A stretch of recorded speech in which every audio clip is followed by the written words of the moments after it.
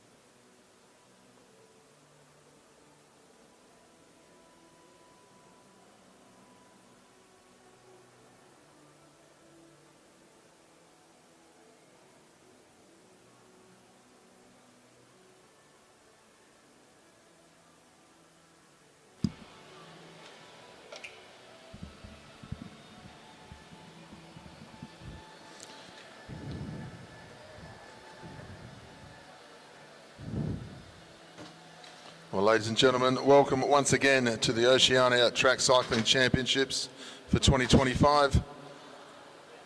Program of events is about to get underway, and it will be our para athletes who start the evening off with the elimination final, a combined group of men and women in the para C1 and C5 championship here. We've seen some great racing from our para-athletes this week. We saw a world record this morning from Corey Boddington, 10.2 in the 200-metre flyer.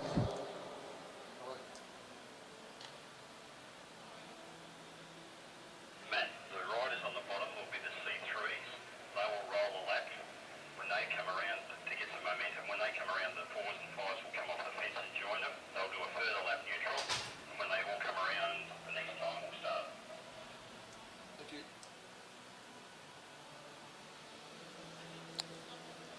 So we're about to get underway with our para. Matt, this is the world first. This configuration.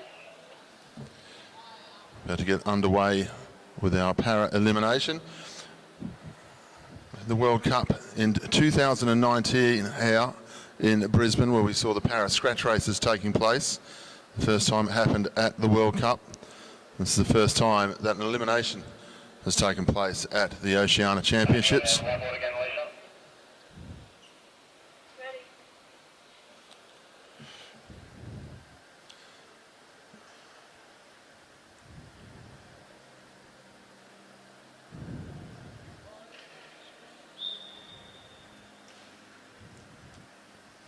So our C3 athletes will roll away for a lap to get momentum up. And of course, as I was saying just before, rider 188 there with the green gloves on, second wheel, Corey Boddington, broke the world 200-metre record in his division this morning, riding 10.2 seconds over 200 metres in his qualifier. So the man's on form. So our C3 athletes starting off just to get the momentum up, and the rest of our field will join in.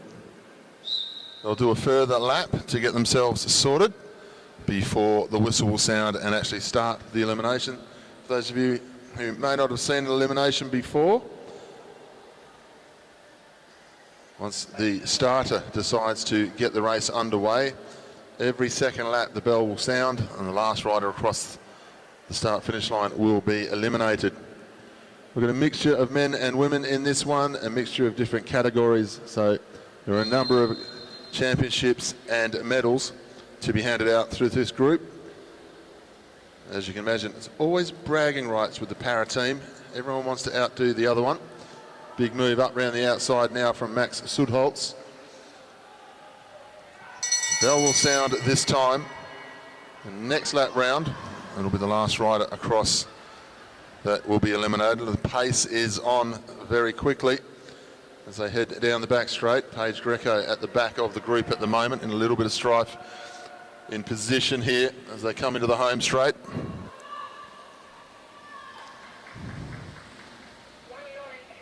.193, rider 193. Paige Greco is eliminated.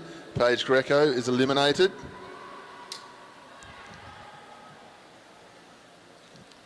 This race settling down nicely now. Bell sounds again. We'll keep our attention on the back end of the field rather than the front end as they head down the back straight. Max Sudholz looking for a way round. Siobhan Terry just on the inside of him. And Nord might go across the line. 196 Siobhan Terry. 196 Siobhan Terry is eliminated. So they try and catch their breath just a little bit as they come back into the home straight this time.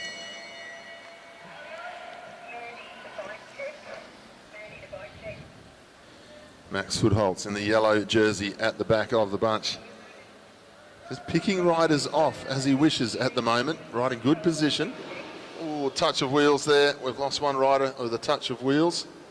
Yellow flag out. Race is neutralised, riders. Race is neutralised. Stay together. But the race is neutralised. If we can please have medical to the track edge, please. Medical, please, to the track edge. The race is stopped for now. The race is stopped for now. The race is stopped for now. Please come down onto the blue.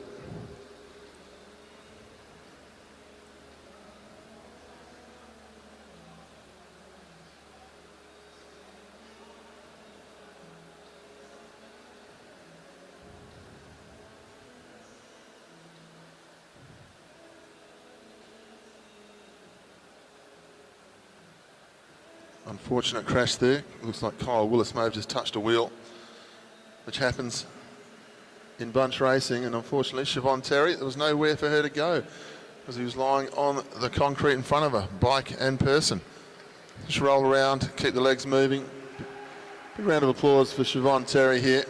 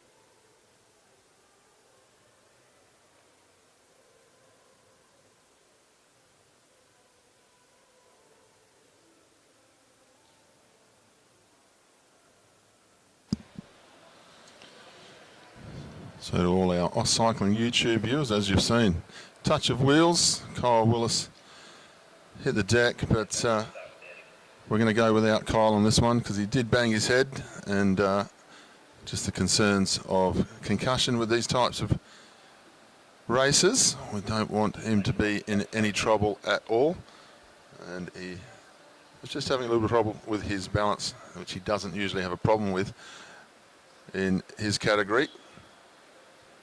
And so he'll be dropping out of this race from the crash. We've got one rider who's going to roll away, which is once again how we started off with our first lap here today. So Aaron Normoyle, just get the bike up to speed before what's left of the field jumps in.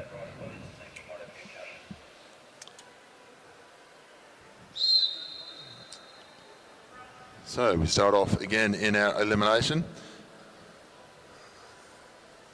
They'll roll a lap round, they'll come together, and our chief starter will get the race underway once more. Aaron Normoyle. Then we have Alana Forster, Corey Boddington, Max Sudholtz, and Lewin Edwards as the field as they come through this time. All together, the whistle will sound. Only 5 riders left now. And the 2 VIS riders at the front, Normoyle and Alana Forster.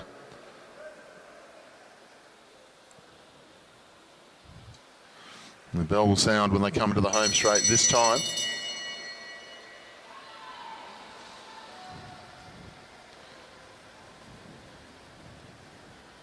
Corey Boddington up round the outside. World record holder again. Broke the world record in the 200-metre flyer this morning, rode 10.2 seconds. We look to the back of the field. 195 is eliminated, rider 195.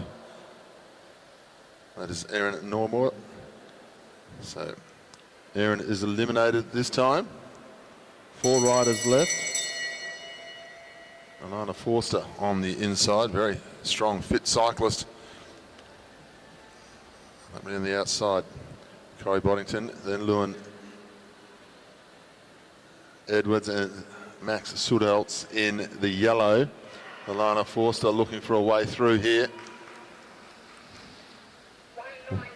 197, Alana Forster. Alana Forster is eliminated. Alana Forster is eliminated.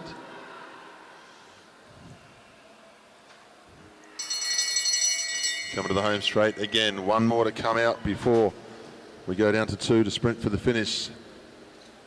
Boddington down the back straight. Edwards up round the outside. Then it's Sudholtz into 3rd. Edwards trying to get himself clear of Boddington. Boddington, look over the shoulder and we'll see Sudholtz. 190, Max Sudholtz is eliminated. Now we're down to 2. A match race now between Edwards, who won the sprint this morning, and also Boddington, who broke the world record. Different divisions, but they open up now with 1 lap to go.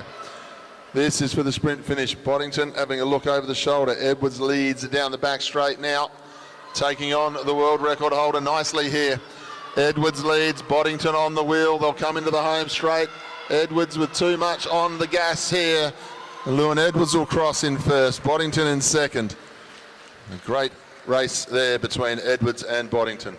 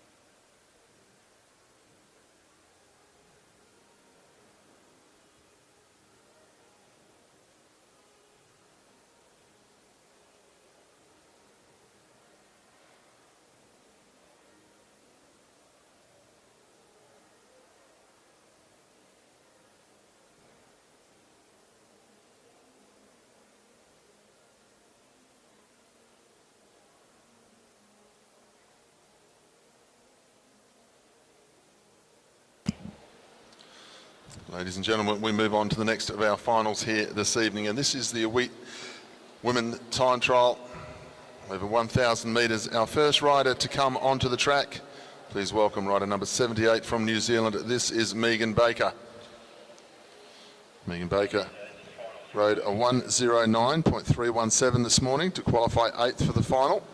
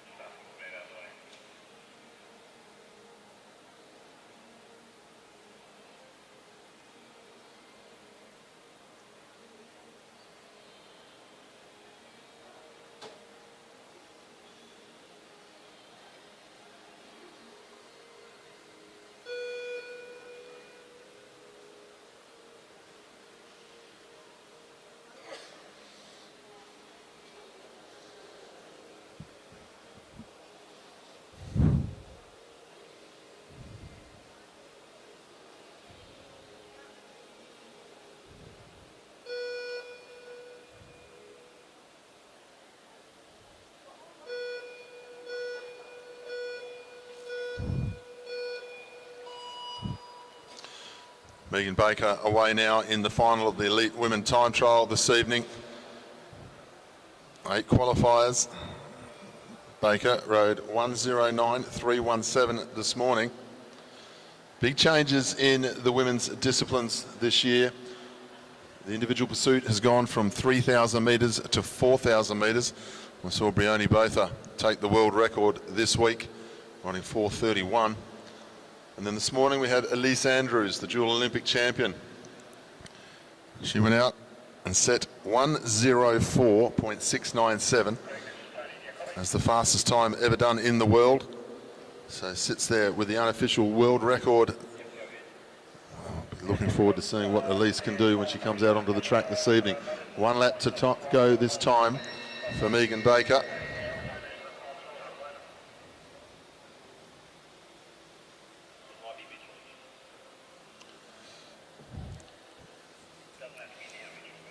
Slightly different conditions in the track. It's been a long week of racing. We'll see what Megan can finish off with. 1:10.208 this evening. Just a little bit off what she did this morning, but very, very similar. Very hard to back up after this morning's ride. 1:10.208 for Megan Baker to put the first time down in the final. And anything can happen in these finals. We saw that this afternoon with the junior men's. Hunter Dalton took out the junior men's time trial championship. He went into the final with the 4th fastest time. He came away with the champion's jersey as one by one the top 3 seeds weren't able to match his time. So you just never know what happens the second time round. We welcome a new rider out onto the track. This is Lauren Perry from the Tasmanian Institute of Sport. She rode 1:09.130 this morning.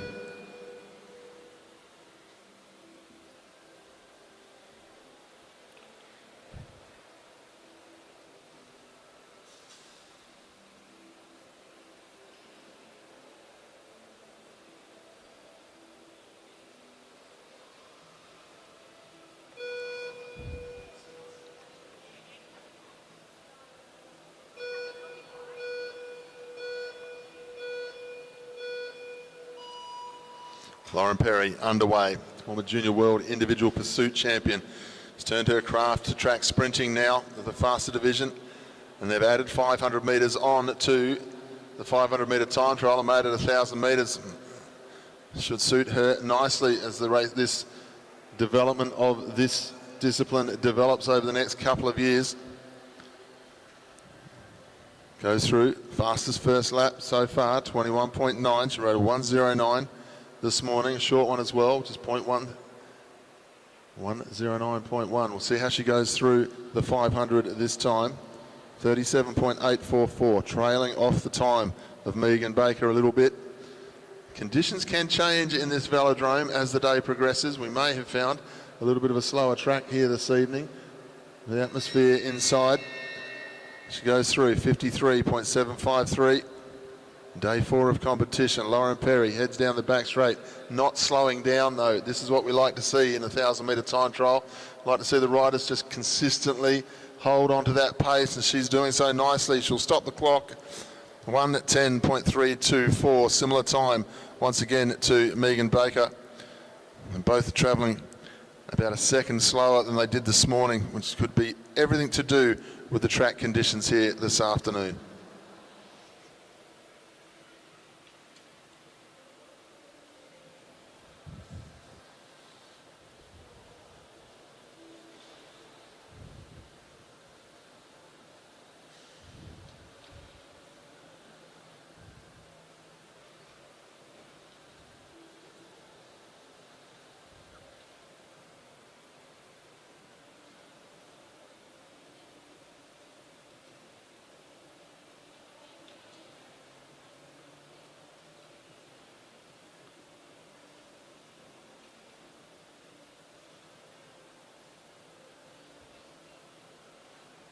Move on to our third rider. This is Mackenzie Milne from New Zealand, our scratch race champion from night 1. Not surprised to see her in the top 8 here. 1:09.099 this morning for Mackenzie. See if Mackenzie can better her time.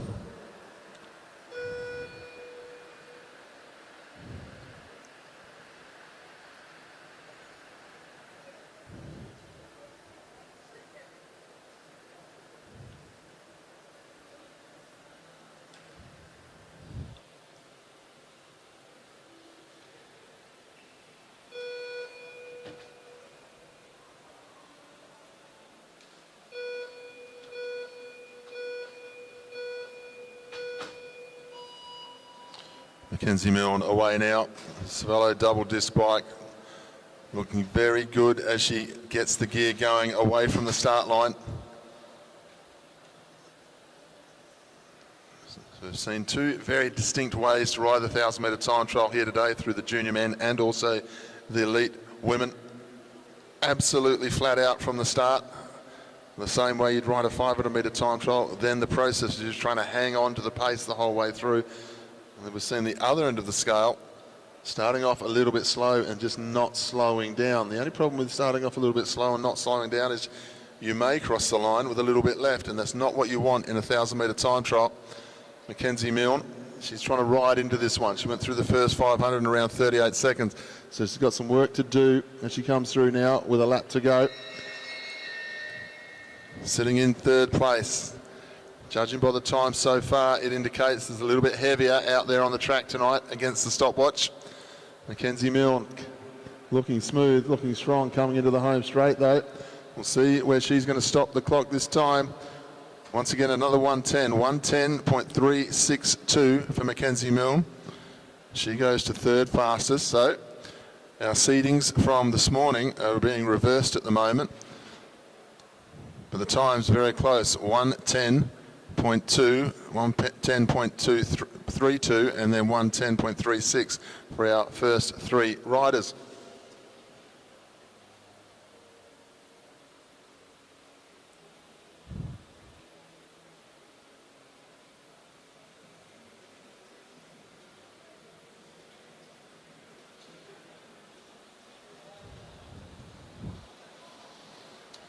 Let's see if our next rider can change it up.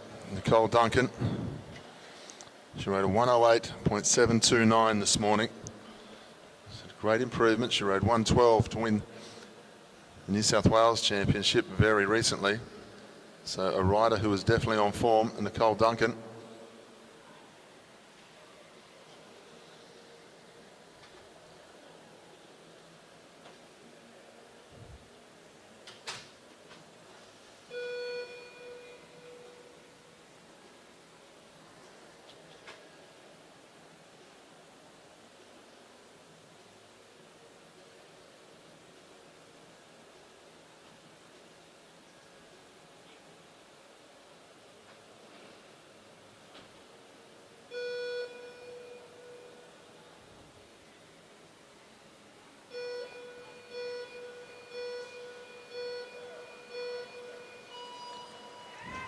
Duncan away now. As I said, 1:08.729 this morning. So far, our first three from this morning, not only have they reversed their seeding order, they've all gone a little bit slower than they did this morning. We'll see if Nicole Duncan can show us that the track is still very fast here this evening. So far, it's showing that the atmosphere's changed a little bit and it's slowed up in the Anna Meares Velodrome, which it can do. Good first lap start though, in the 21s. Duncan looking very smooth as she heads down the back straight. We'll get a good idea of how she's travelling through the first 500. She comes back through the start-finish line. Fastest time here. That makes sense. She was the fifth fastest qualifier, qualified faster than the riders that we've seen so far. We're now into the last lap and a half, and this is where it's going to matter most for this 1,000-metre time trial. Duncan goes through 52.624, so she's there and thereabouts on her time this morning. It's how she hangs on in the back straight now, and she's hanging on nicely, not slowing down at all here, not visibly slowing down anyway. She'll come into the home straight, or she'll stop the clock. 1:09.046 for Nicole Duncan. Once again, we see a little bit slower time from this morning's session, but Nicole Duncan puts herself to the top of the leaderboard. That's where you want to be when you come off the track. Only 4 riders still to go. And we'll welcome our next rider out, which will be Lilia Tatarinov.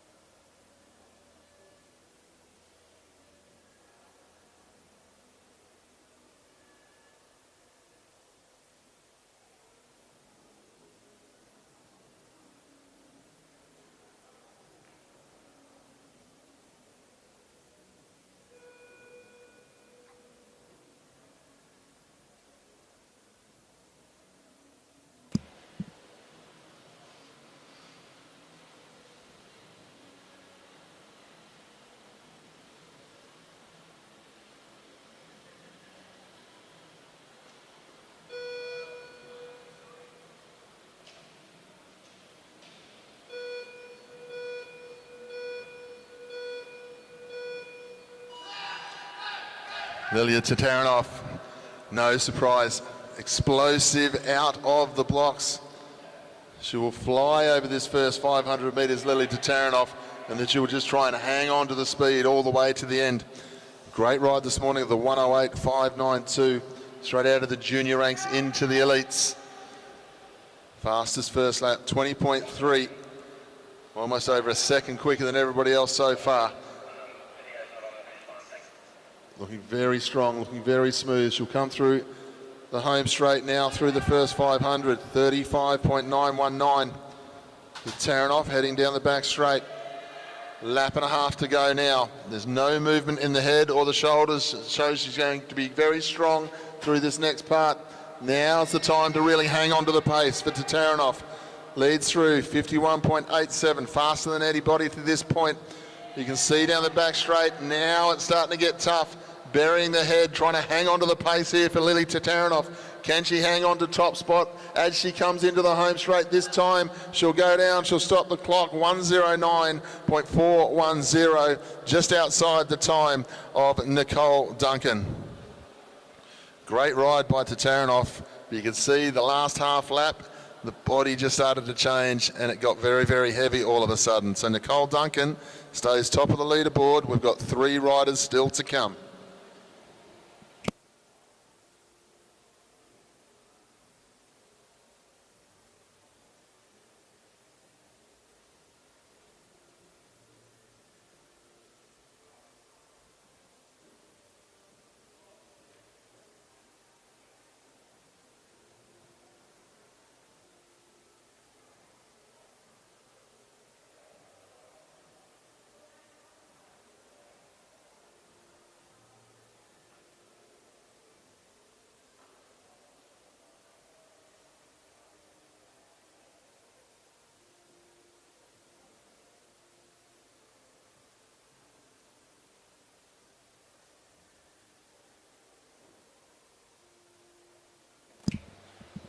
Ladies and gentlemen, our third to last rider on the line now, ready to go. This is from the ACT, Claudia Marks. This morning she rode 1:07.345. Looking forward to seeing what Claudia can produce here tonight.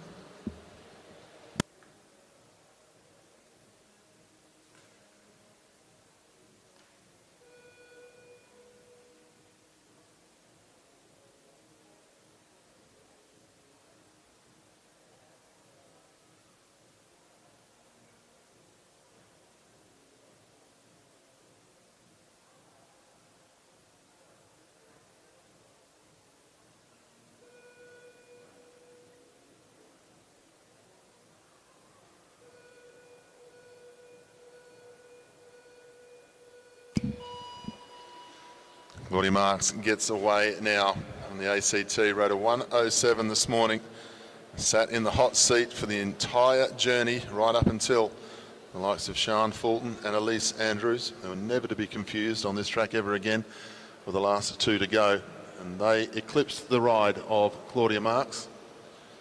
Moving nicely. A little bit of a slower start, but we expect that from Claudia.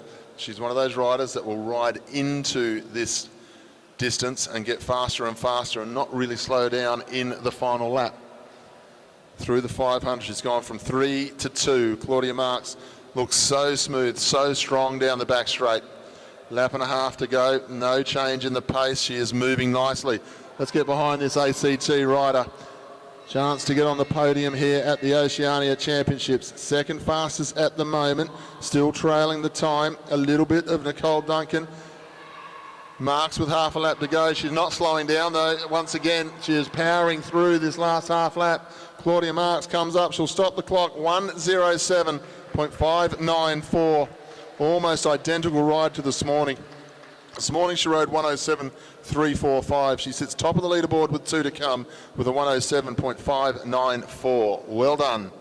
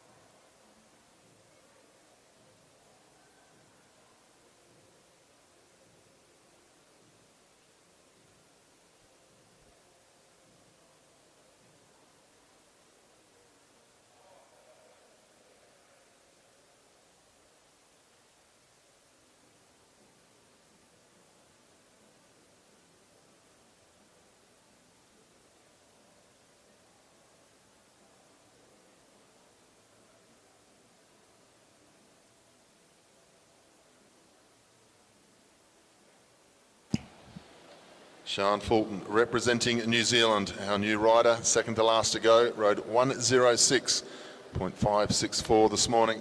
Superb ride on the standard bike setup.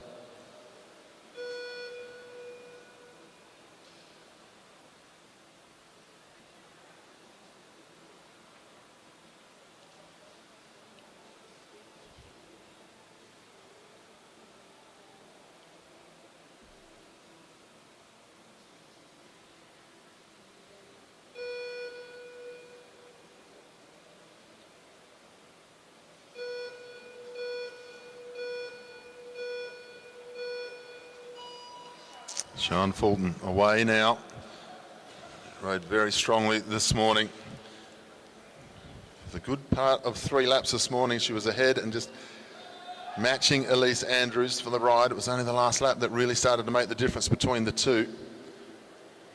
Still riding. Standard bike setup, 20.04. How's that for a standing start? Fastest so far for Sian Fulton. No surprise though. She moves down the back straight, pedaling beautifully. No movement of the upper body. She'll come through for 500 metres now. Fulton, 34.456 for the New Zealander.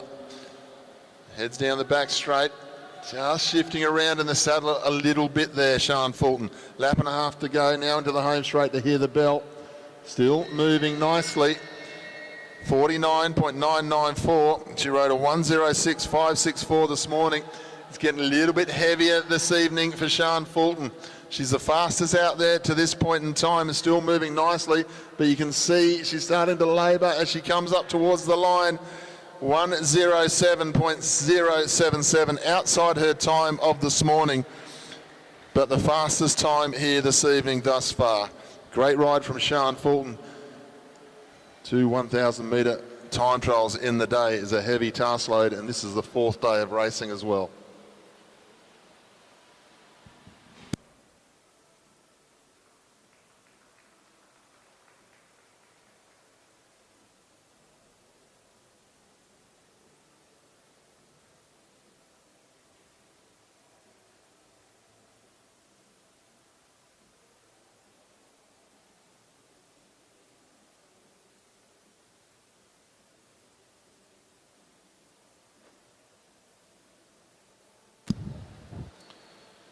Ladies and gentlemen, please welcome our final rider into the start house, the dual Olympic champion and the fastest qualifier here this morning in a time of 1:04.697. This is Elise Andrews.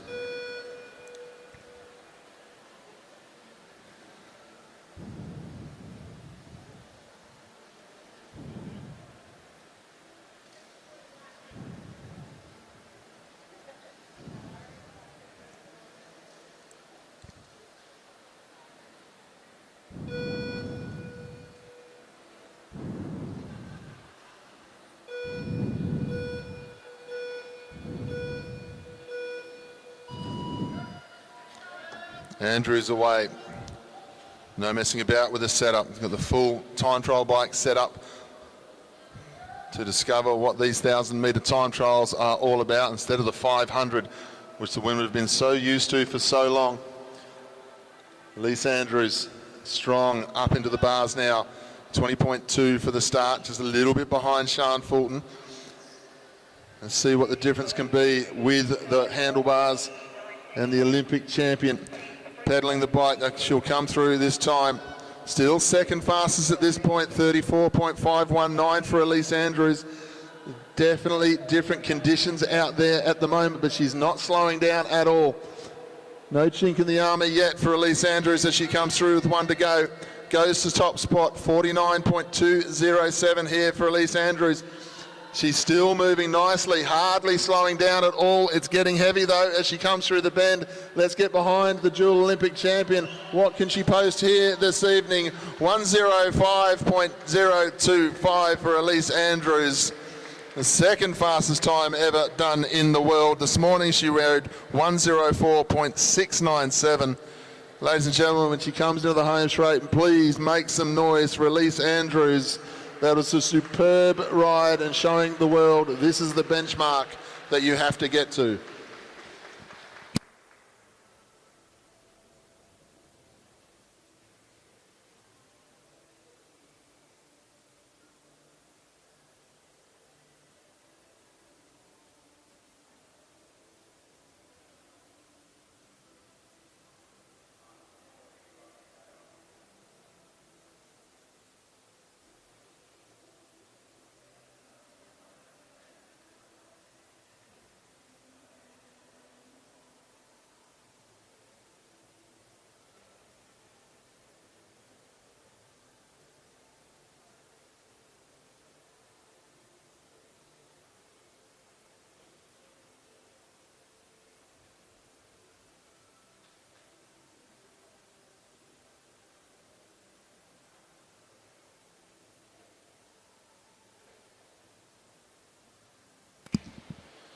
Ladies and gentlemen, we move on to the bronze medal final now, in the Junior Women 19 team sprint.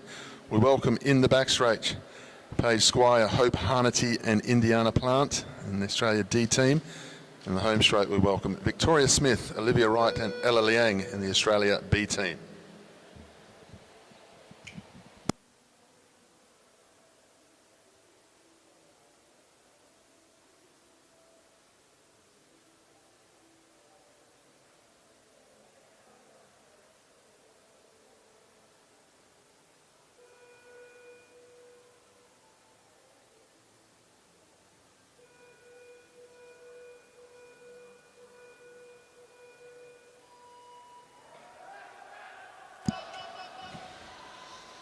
Good start here from Victoria Smith in the home straight. She's got Olivia Wright following her. Then the time trial champion to the under-19s, Ella Liang. Big start from Paige Squire. Hope Harnety having a little bit of trouble going with her here in the back straight. This Queensland team, they go through with 2 laps to go. Olivia Wright now onto the front with Ella Liang following her. Hope Harnety now leads into the home straight. Some work to do for our back straight team. Ella Liang underway, no surprise here. She'll be very fast over this last lap. Indy Plant will come into the home straight, trying to drag her team back into it, trying to get a little bit closer. But Ella Liang is going to come into the home straight and finish off for the Australia B team. Going to take the bronze medal in a time of 51.976. Australia in the back straight, 56.443. Great racing here from our junior women 19s.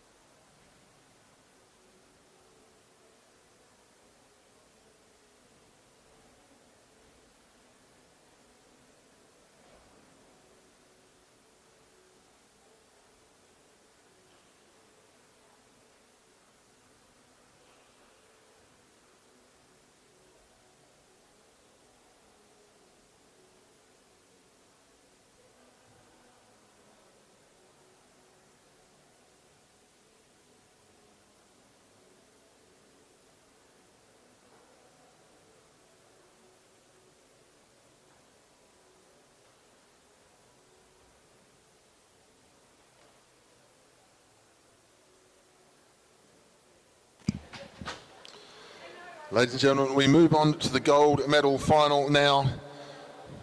We welcome in the back straight the team from New Zealand, Hazel Gardner, Minnie Collins and Piper Newton. In the home straight, please welcome Emily Watch, Ebony Robinson and Natasha Sitsky, Australia.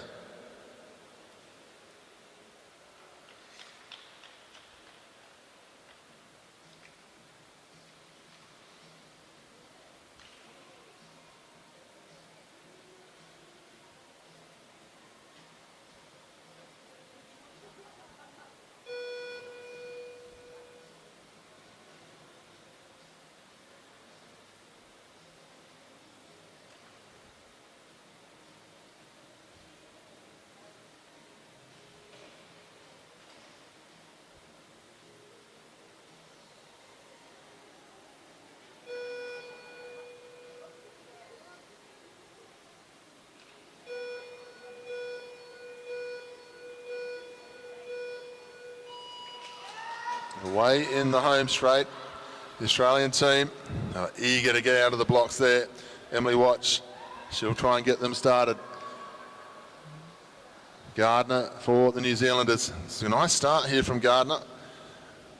Minnie Collins just getting up onto the wheel now, so much better effort here from the New Zealand team this evening. They had a little bit of strife this morning, but they're moving nicely tonight. Down the back straight at this time, Ebony Robinson, the sprint champion, leading nicely in front of Natasha Sitsky, and the Australians are well underway now behind Robinson as they get 1 lap to go. Perfectly executed once again by the Australian team as they did this morning.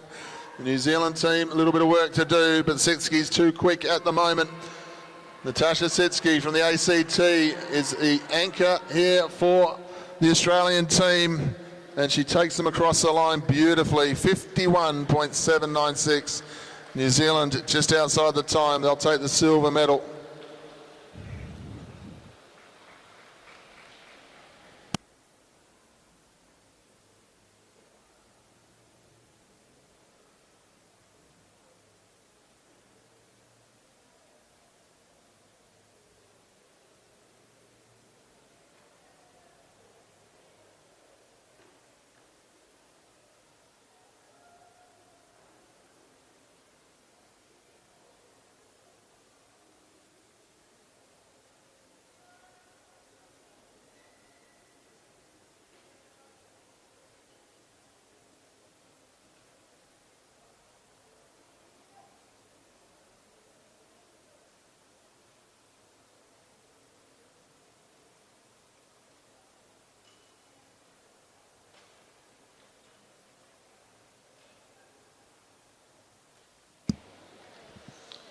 If we can ask all of our medal winners to move over to the ceremony area, please. All of our medal winners so far this evening, if you please make your way over to the medal ceremony area. Ladies and gentlemen, we'll just be having our ceremonies for our first group of finals, which is Para C1 to C5, Elite Women's Time Trial and Junior Women's Team Sprint. We'll be back racing sometime in about the next 20 minutes. But please stick with us for the presentations.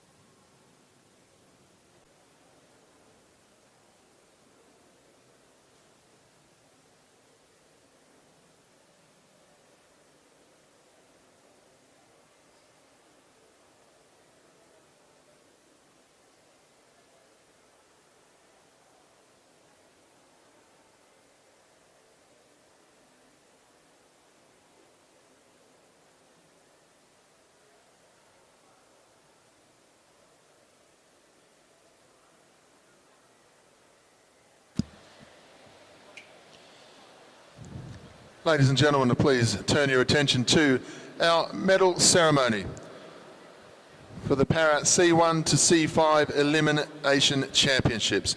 And welcome our champion of the MC3 division, representing Queensland, Kyle Willis.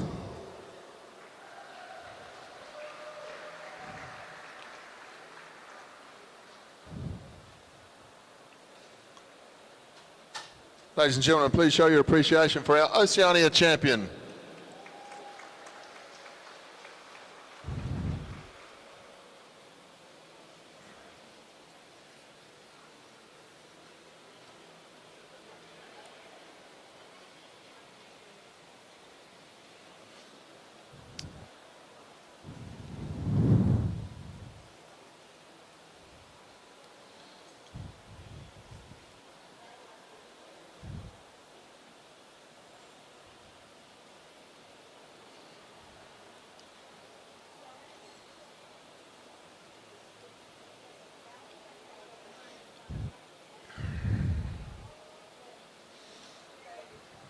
Ladies and gentlemen, the medal ceremony for our MC4 champion.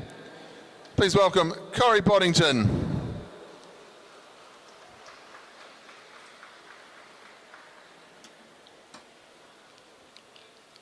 Once again, please show your appreciation for our Oceania champion.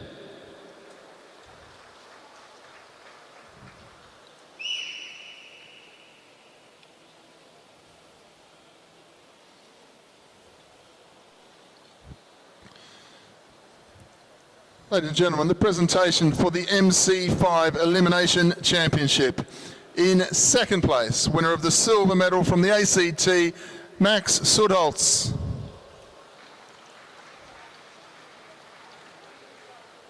In first place, winner of the gold medal and Oceania champion, Lewin Edwards from New Zealand.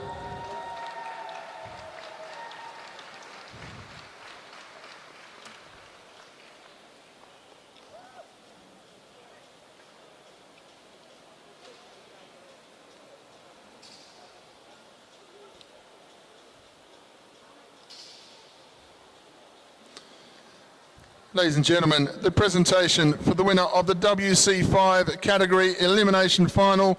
Please welcome Alana Forster, Victoria.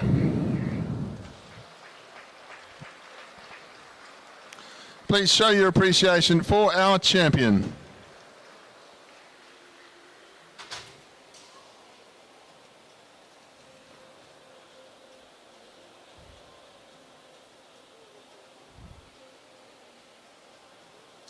Ladies and gentlemen, the presentation for the WC4 elimination final.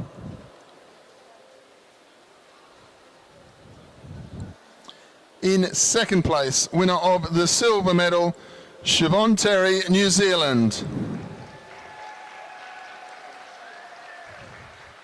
In first place, winner of the gold medal and Oceania champion, Erin Normoyle from Victoria.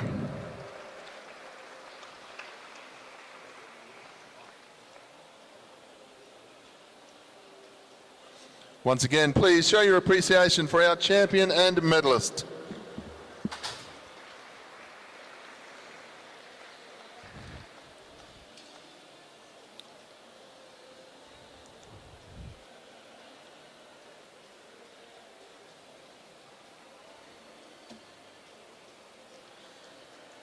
Ladies and gentlemen, please welcome our champion in the WC3 category, Paige Greco, Queensland.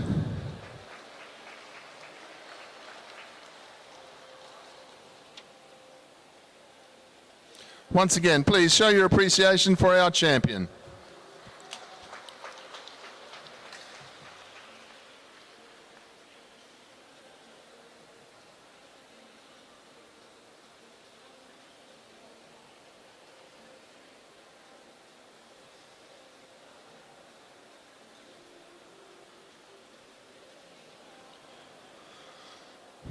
Ladies and gentlemen, the presentation for the elite women's 1,000 metre time trial.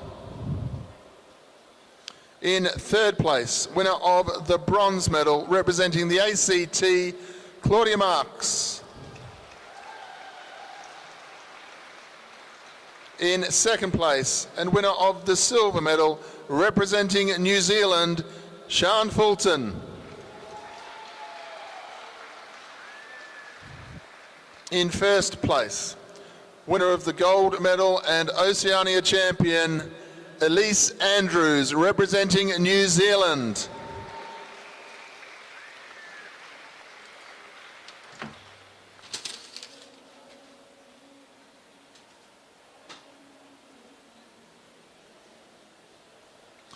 Once again, please, ladies and gentlemen, show your appreciation for our champion and medalists.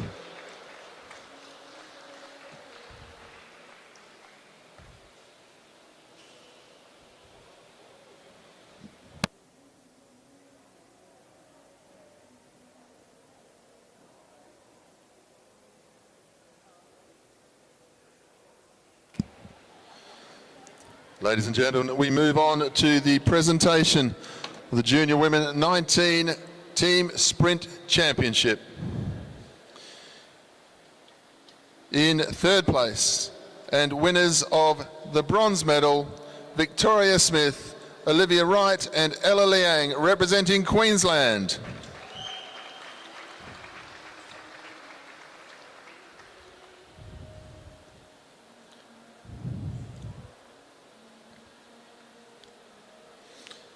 In second place, winners of the silver medal, New Zealand, represented by Hazel Gardner, Minnie Collins and Piper Newton.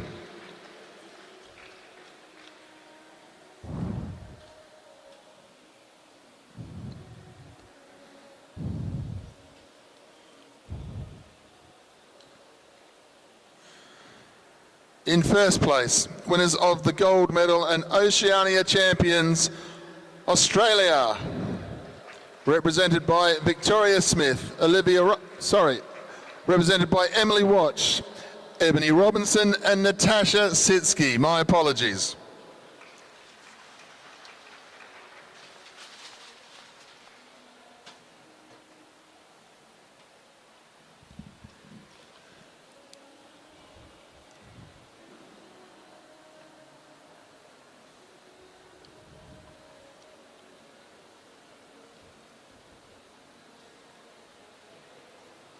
Ladies and gentlemen, please show your appreciation for our champions and medalists.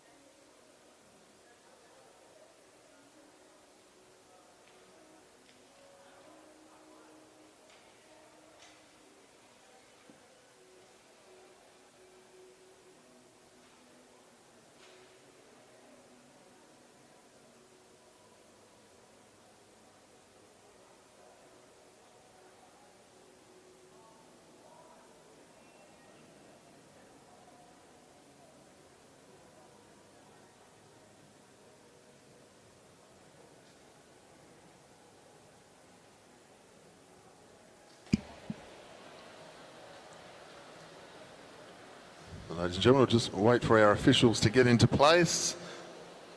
A little bit more of a rider address. The next event we'll be getting underway will be the Junior Men's 19 Madison Final. 3 Madisons to go tonight. We've got the elite women and the elite men to finish off the night. This will be the junior men.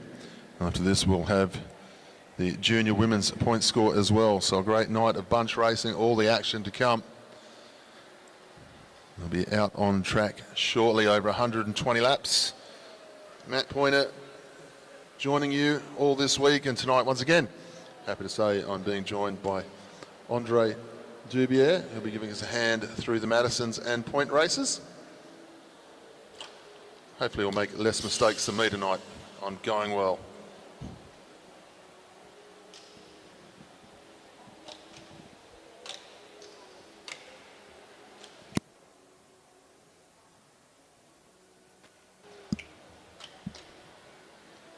So I'll hand over to my co-commentator, Andre Dubier, who's got some great insights into the quality of this field.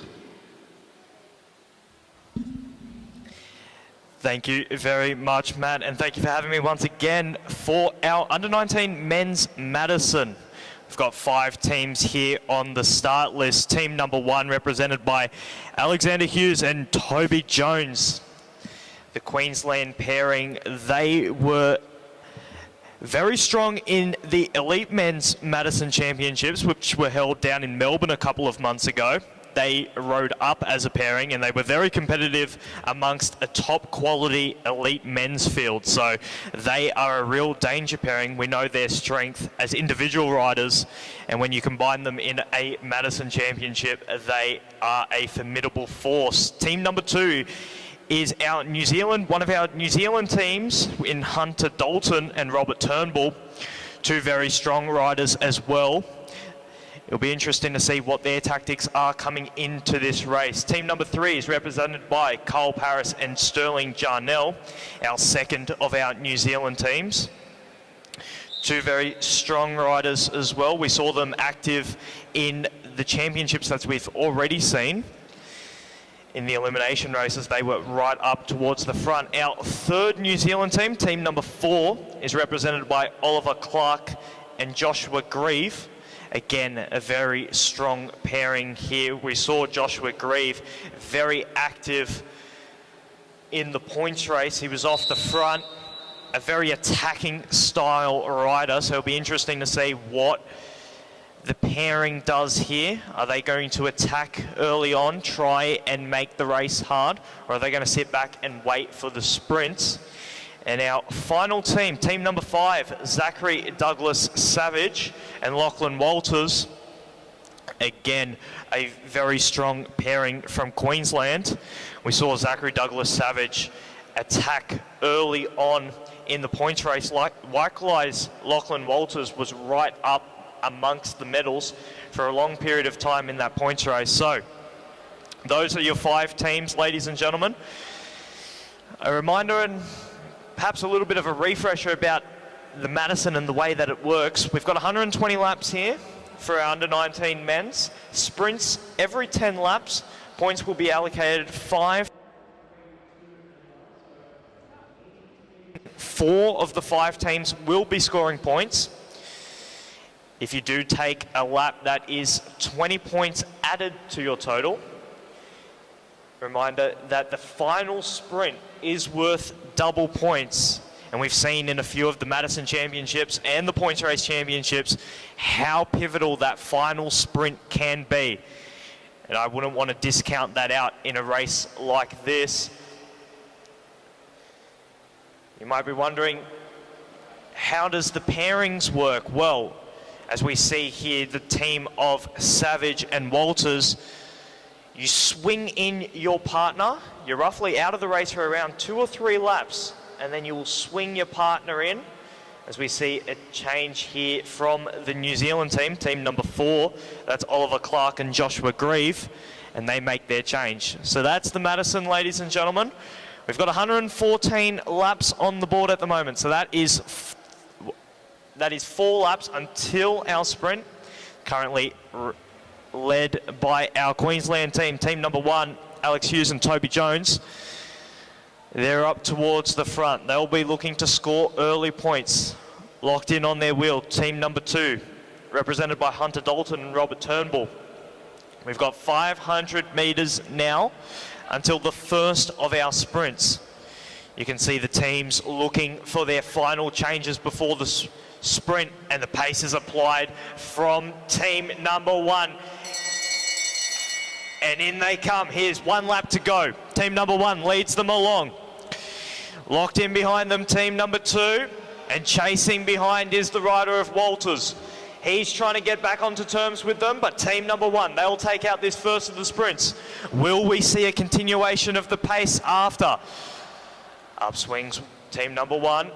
Mischange there from team number 2. Those 3 teams, though, they've got the break. Will they press on, or will they set up? At the moment, it's the team of Walters swinging into Savage. and they're taking this race on. They're not waiting around. Hughes and Jones, they make their change. So right now we've got 3 teams out the front. Our 2 New Zealand teams caught out at the moment. They're going to try and get back onto terms. So there's the points after the first sprint. Team number 1 leads them 5 points. Dalton and Turnbull with 3, Douglas Savage and Walters the 2, and then Clark and Grieve picked up the 1. So the gap has remained steady at the moment. Team number 3 and 4, they've been working well together to get back onto terms here. Remember, if you lose a lap in the Madison, that will be minus 20 points to your total. So that can spell disaster for your opportunities at a medal, especially when 3 teams are up the front of the track like we're seeing here. But what a turn it has been from our New Zealand teams. They look like they're going to get back into contact now. They've had to chase hard after that first sprint. We've got 4 laps now until our second sprint, as Douglas Savage looks to change and he gets thrown back into the race. So we've got all our teams back together now after an early scare there for the teams of Clark, Grieve, Paris and Jarnell. Would have been a little bit of panic stations as the gap opened early in this race, but they've managed to get themselves back onto terms with the leading trio. Again, led by the rider of Alex Hughes. He's on the front. They've got 1.5 now until the next intermediate sprint. Douglas Savage and Walters, they make a change. Of really good timing there. Walters now gets onto the hip. He's got 200 metres. He's looking for maximum points here. Hughes and Jones, they make the change, but Walters has the pace. Looks like Walters, he takes a look around. He's going to pick up the maximum points there. Hughes and Jones, they pick up the 3. And back in the field, Dalton and Turnbull, they pick up the 2 once again. And once again, those 3 have made the break. Our 2 New Zealand teams, team number 3 and 4, in a spot of bother at the moment. They've got 30, 40 metres to try and make up on this trio. Remember, they had to make a huge effort after the first sprint. They were able to bridge it, but there's going to be more fatigue now after 2 sprints. They want to try to get back into this race. Otherwise, the medals are up the track at the moment. As we turn to the updated points after 2 sprints, it is still Alex Hughes and Toby Jones. They're leading the way with 8 points. Douglas Savage and Walters, they're on 7, and Dalton and Turnbull, they're with 5. So they're the leading trio at the moment, but once again, Team 4 and 3, they're working themselves back into this race. At the moment, it's a race of survival for them. They've been distanced the last couple times after sprints, but once again, they've managed to get themselves back into this race. It's really important that they try and stick with that leading trio. Losing 20 points would be disaster here in the Madison Championships. There's a strong change there from the pairing of Jarnell and Paris. They move themselves up towards the front. I believe that's the rider of Carl Paris there. He's got himself to the front. They're going to come round now with 3 laps to go before the next intermediate sprint. Paris he still leads the way. He swings up the track. Leading through team number 2. Locked in on the wheel is Douglas Savage. He was really strong in our points race, and he's looking very strong along with his teammate Lachlan Walters here to start this Madison Championship. With the red number on, that is Toby Jones. And Toby Jones, he gets towards the front. He's looking to make that swing They've got 1 lap to go. Now this is a change here with 1 lap before the next of the intermediate sprints. Coming in with fresh legs, Alex Hughes gets into the tuck. They're going to pick up maximum points, but what is the action behind? Lachlan Walters is trying to get back onto terms to pick up the 3. It's a throw there on the line, but team number 2, they'll pick up the 3, and they miss the change after the sprint, which is going to put them in a little bit of difficulty, but they're able to bridge back there. So we've got that leading trio once again.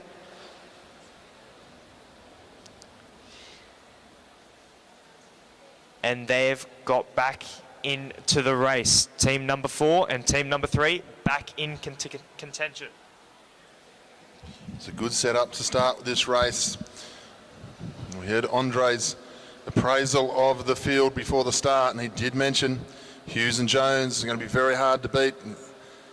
Zach DS and Lockie Walters, they're taking them on. That was a big sprint to try and get up for the second place points. That last one for Walters didn't quite get there, and of course you have to try and judge your effort in this race, and now they are on the attack. Team number 5. This is a nice piece of work down the back straight by Zach Douglas Savage. He'll have a look around the track to see where his partner is, and he's rolling down the back straight at the moment. Good attack. Only 5 teams in this one, so you can't be resting too long because there's just not enough points strewn throughout the field. It's not going to get mixed up. Savage throws in his teammate now. They go into the back straight. Walters now. Oh, hasn't gone on with it. They've had a look over the shoulder. It was a big effort from Zach. But Lockie Walters still recovering from that big effort from the sprint for 3rd place in the last sprint. Has decided just to coast. Just going to coast, let him come back to him. Hughes into the back straight. Team number 1, his teammate Toby Jones with the red number 1. They all come back together. 5 teams to just fight this one out. 1 or 2 teams getting caught out early on. Just getting distance, teams 3 and 4.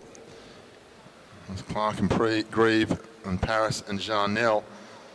Seem to have gotten their legs though as this race has gone on. 12 sprints, 120 laps. Sprint every 10. All these riders would wish there was maybe 2 or 3 more teams in this one just to make that bunch bigger, especially the attacking riders. Just try to get some riders to leave some space between wheels. We get the bell this time, and once again it is team number 1 underway as they go down the back straight. The team of Hughes and Jones riding very nicely. They come up to take another 5 points here. The pressure being applied in second place, team number 2, which is Dalton and Turnbull. Have got themselves 3 points, so it's a good race for the second and third medals at the moment. They're mixing up the points nicely together. Hughes and Jones 5, Dalton Turnbull take 3, Douglas Savage and Walters take the 2, and then Paris Jarnell the 1 point. The updated points at the moment: 18 points for Hughes and Jones, and then Douglas Savage Walters, team number 5, and team number 2, Dalton Turnbull, they are on 11 points apiece. The attack still going now. They're just trying to stretch the legs of everybody else. Not getting caught out, any of the riders now. They did in the first couple. Now they seem to have settled in and they're all chasing on. They've got a little bit more confidence with the changes, all the teams working nicely with their changes. Zach just wanted to come into 3rd wheel. Doesn't want to go all the way down to the back of the bunch to 5th. Finds himself on the front. I'll head around the bend this time. Pace goes off, 76 laps to go. Moving nicely. Good quality racing from our junior men 19s this week. No exception here. Light on for numbers, but the racing, top notch, no trouble whatsoever. And Dalton and Turnbull just controlling the pace as they go through this time. 75 to go. Jones and Hughes, however, somebody goes underneath the change there in the back straight. I want to get out of that habit really quickly. Jones and Hughes, if it starts to go too slow, they just bring themselves to the front, make everyone chase back on. You can see now One or two riders just being a little bit slow with the change. You start looking at the better teams, and we're going to see some of the better teams in the women's event and then the men's event. The secret to doing the changes as they go on is to stay right up on the wheel of the wheel that you're following as you do the change, and then just literally hand your rider, your partner, onto the back wheel in front of you.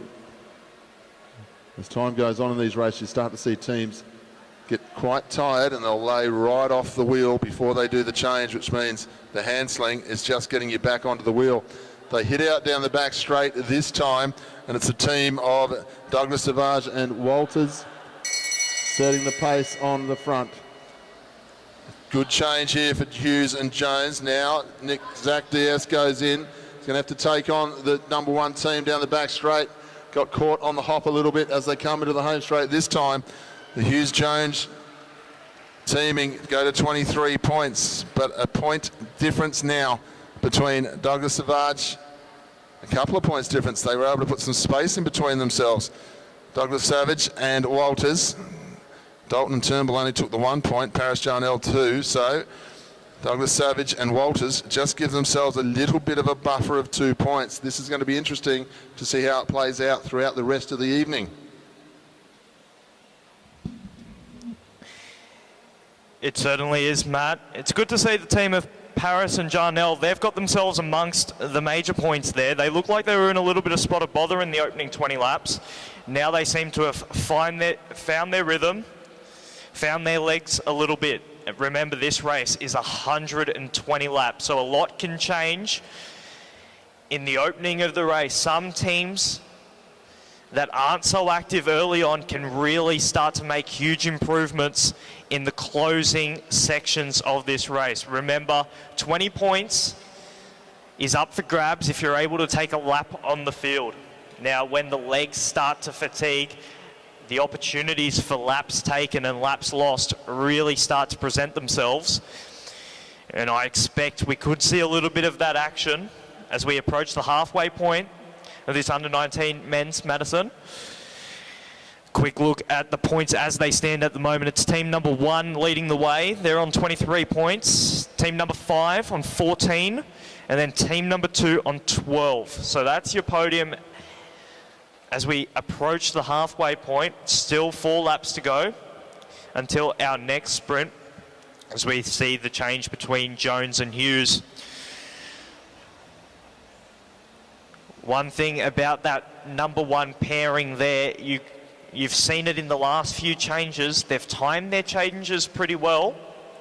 Coming into those sprint laps with fresh legs, they've looked very, very dominant in the opening sprints. They've won 4 of them. So they look like they are going very, very strong. As we see Douglas Savage and Lachlan Walters, they make their change. They're currently sitting in 2nd position at the moment. We've seen a few splits after the sprint laps, but nothing has continued on as of yet. And we see a move here launched by team number 1. Like I said, they've been very active coming into these sprint laps. The change is going to happen just after 1 to go. Team number 1, they swing into the back straight. It's a really nice change there. Team number 2, they're trying to get back onto terms with them. But team number 1, Alex Hughes, Toby Jones, they're going to pick up the maximum points. Behind them, team number 2, they pick up the 3. And then it was team number 4 of Clark and Grieve, they pick up the 2. And then Paris and Jarnell, they pick up the 1. So out of the points there, though, that sprint was Douglas Savage and Lockie Walters. And what does that do for the overall points? Well, Alex Hughes and Toby Jones, they extend their lead. Dalton and Turnbull, though, they push themselves up into the silver medal position. Douglas Savage and Lachlan Walters, they slip to 3rd. Still only 1 point in it, though, in the silver medal position at the moment. But Alex Hughes and Toby Jones, they're tightening their grip on this Oceania Championship. Currently got that 13-point advantage as we go over halfway in this race.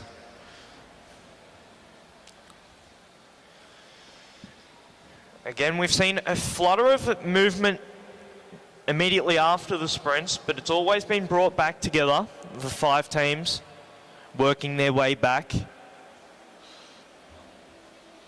As we see Lachlan Walters, he peels up the track.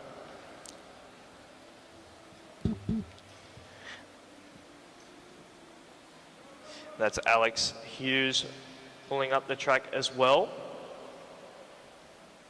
And he slots himself back towards the front. So another 5 laps now. So we're halfway until our next intermediate sprint. A lot of foxing going on at the moment. A lot of shuffling around here because there's only the 5 teams. They look to lock onto a particular team that they want to, and they're going to try and jockey around for that position.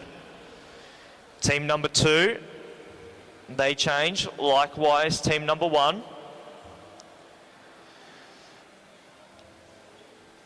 As the pace comes off. You can tell the pace comes off when the riders swing up above the blue line.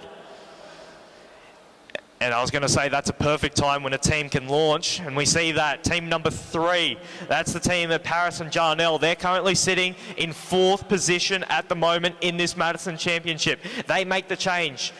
Just after the attack, they get some fresh legs in there. That's really good to see. That is the rider of Cole Paris. He decides to continue on with it. But look at team number 1. They're not letting anything get away from them. That is the rider of Toby Jones. He swings in, partner Alex Hughes. See a crash there.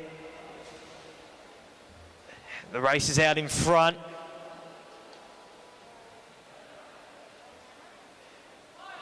That is the rider of team number 1, Alex Hughes. He picks up maximum points. They're going to make the change there. A change for team number 2.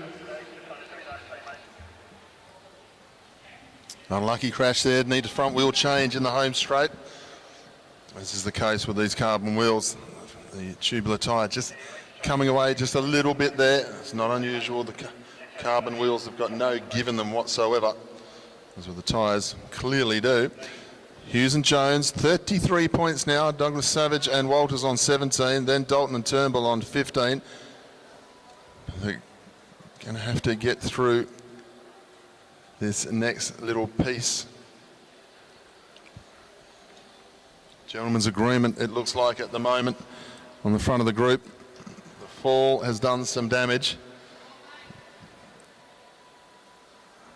Looks like it's Turnbull.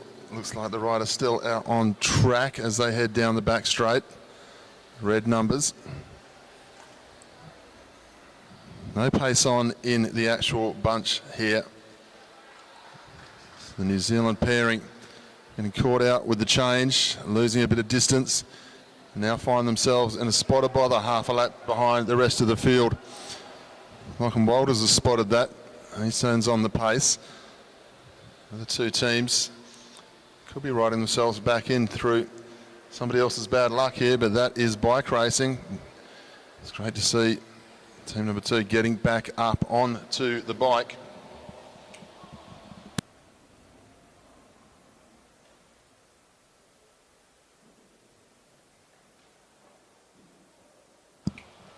Big round of applause, team number 2 getting themselves back into the score. Team 2, unfortunately, due to the crash, they have lost a lap, and Hunter Dalton is going to get himself back in now. He won the time trial this morning. So, 1 minute, you're the king with the gold medal in the jersey. The next minute, you're dragging yourself off the floor. Some work to do for team number 2 now. Unfortunately, they trail everyone -5 points. That is bike racing. That is Madison racing. It could even happen to the winning team in some races. They lead through this time. Jones out of the saddle. He's looked good all night long so far. So is his teammate, Alex Hughes. They head down the back straight. They're going to have 40 to go when they come to the home straight. 5 points on the line, though. Team number 1, another 5 points, goes to 38. Team number 3 picks up 3, goes to 10. So their ears will have pricked up now because they're an opportunity here to get themselves a medal. Dalton Turnbull, it's not done for them. There's plenty of sprints to come and double points on the last. They could still get themselves up into the points. It's going to be difficult though. They're going to have to be winning sprints, not running seconds and thirds. Of course, you just don't know how they are after a crash like that. Dalton onto the back of the group. He's had half a dozen laps nearly to collect himself, the heart rate. You come off like that, your heart rate's already at 200 beats per minute. You try to collect yourself, try to catch your breath. And the adrenaline starts to just go out of the body ever so slightly after a little while. So he's got to handle that rush. Hughes and Jones, 38 points. Douglas Savage and Walters on 19. Paris Jarnell on 10. Clark and Grieve on 6. Dalton Turnbull, -5 just for the moment. They do the change on the front of the bunch. You'll see that the changes happen every couple of laps. You swing in, you swing out. You don't leave your partner on the fence for 2 changes. 2 changes can mean the end of your night for the rider who stays in. And if you do have a crash like we've seen, the rider who does stay in, it's hard enough if you're trying to follow the wheels, but if you start to lose the wheels and because of the crash, you lose that half lap, the lap goes very quickly. Nothing you can do about it. Zach Diaz down the back straight, just setting a tempo, not worried too much about how hard they're going just at the minute. Everyone's quite happy just for the rest because it has been an attacking bike race. These sprints have been going from a long way out as well. Walters leads through. Paris on his wheel as they head towards the back straight. Then Toby Jones. Be interesting to see. 33 laps to go when they come through. Interesting to see if any of our teams in 3, 4 or 5 spot have the legs to try and get some more points. You can see that time Dalton rolled off the front. You have that little cheeky look over his shoulder to see if anyone was keen, and now he's got somebody for company. He's gone a little bit too quick for him as they come up with 32 laps to go. This is team number 4. They sit in 4th place, trailing the bronze medal by 4 points at the moment. So they're going to try and find out if they can get themselves up into that 3rd spot as well. They change as they come to the bell this time, team number 4. Grieve throws in Clark. Then we'll have Dalton and Turnbull change in the back straight.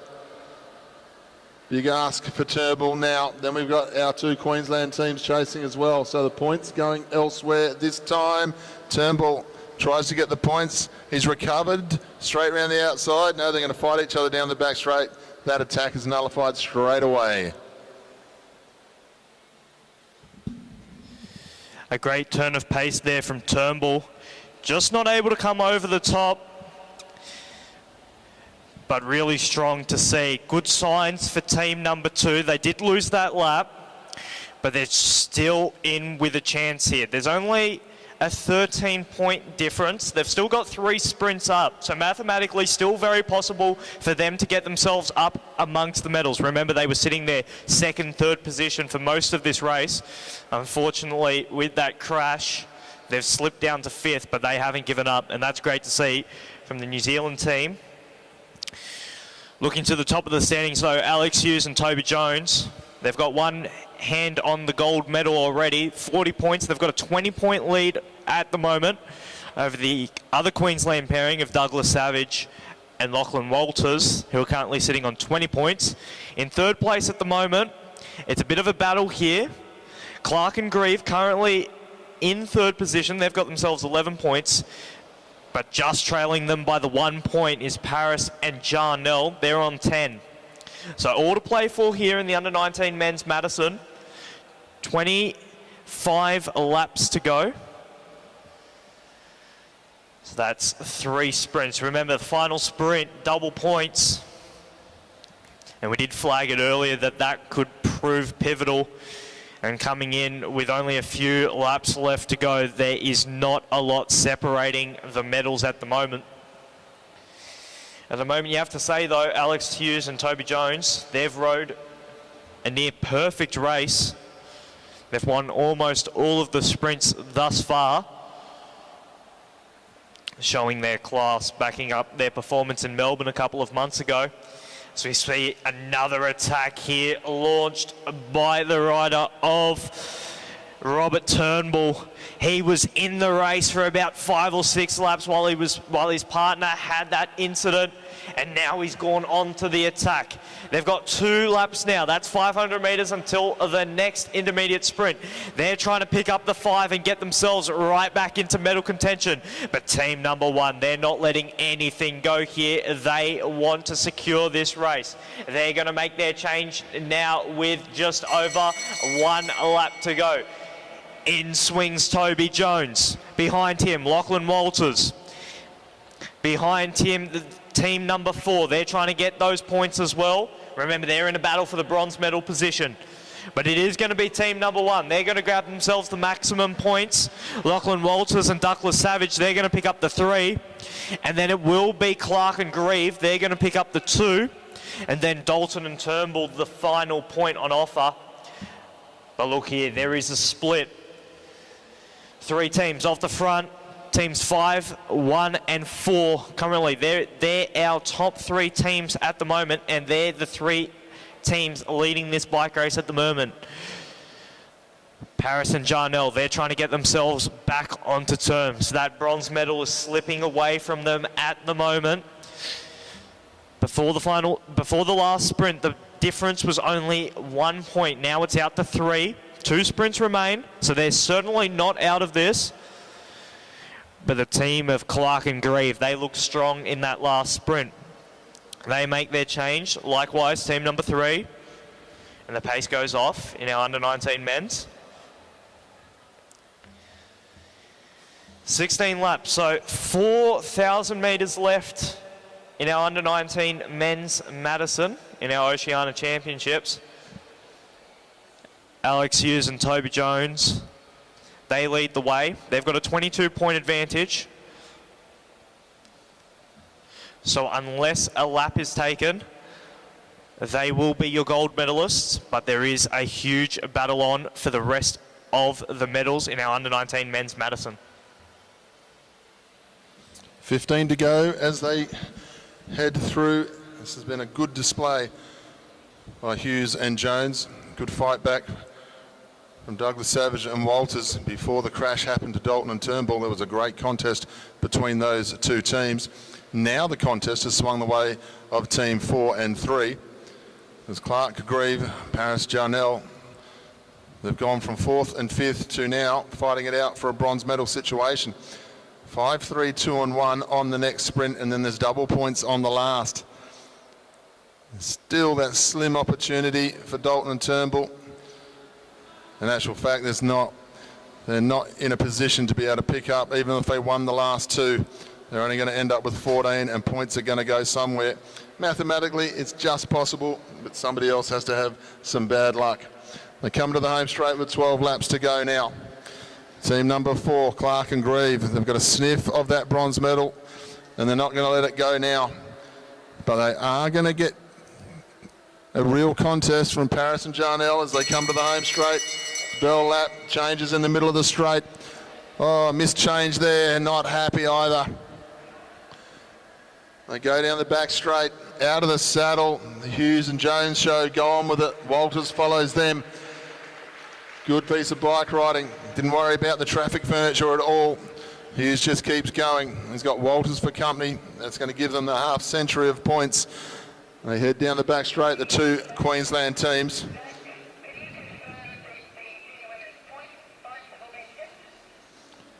Nine laps to go now. Hughes, Walters. And we've got Clark dropping in to 3rd wheel. Clark and Grieve have now got a 4-point lead over the top of Paris Jarnell. Dalton and Turnbull -1.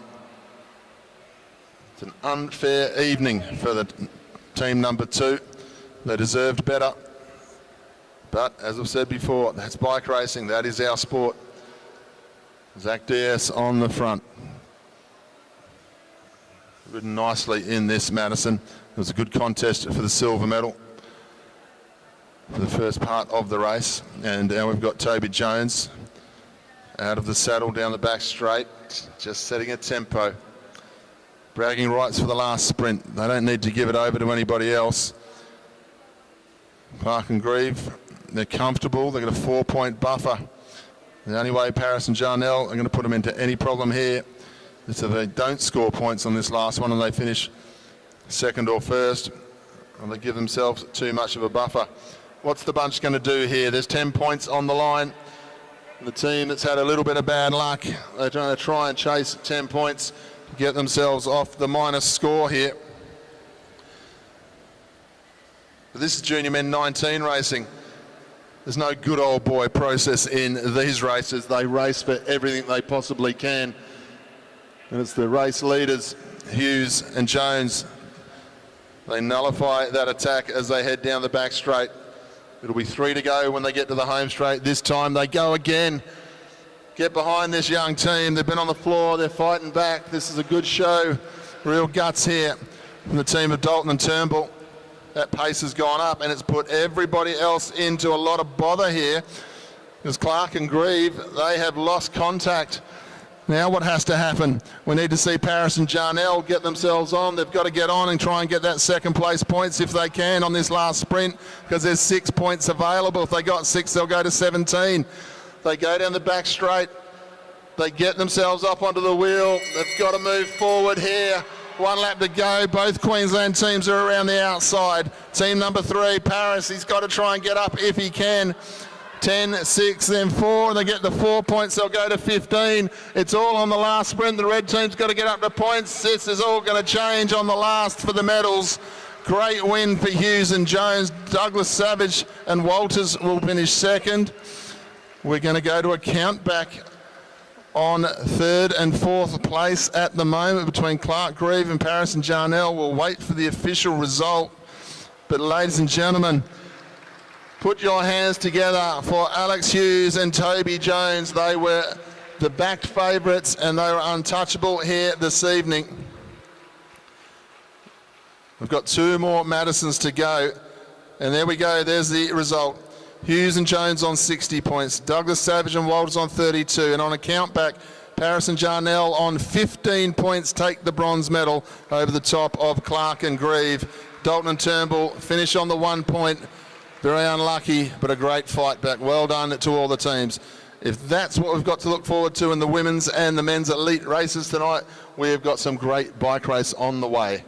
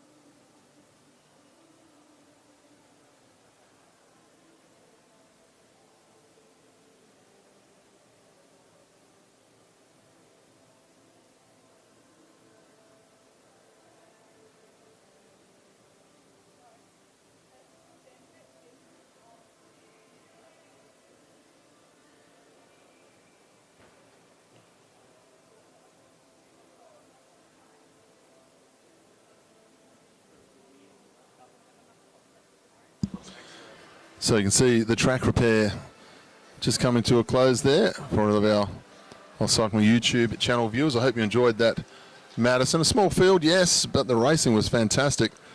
And the next race to come out onto the track and it's going to roll around and get to their starting point.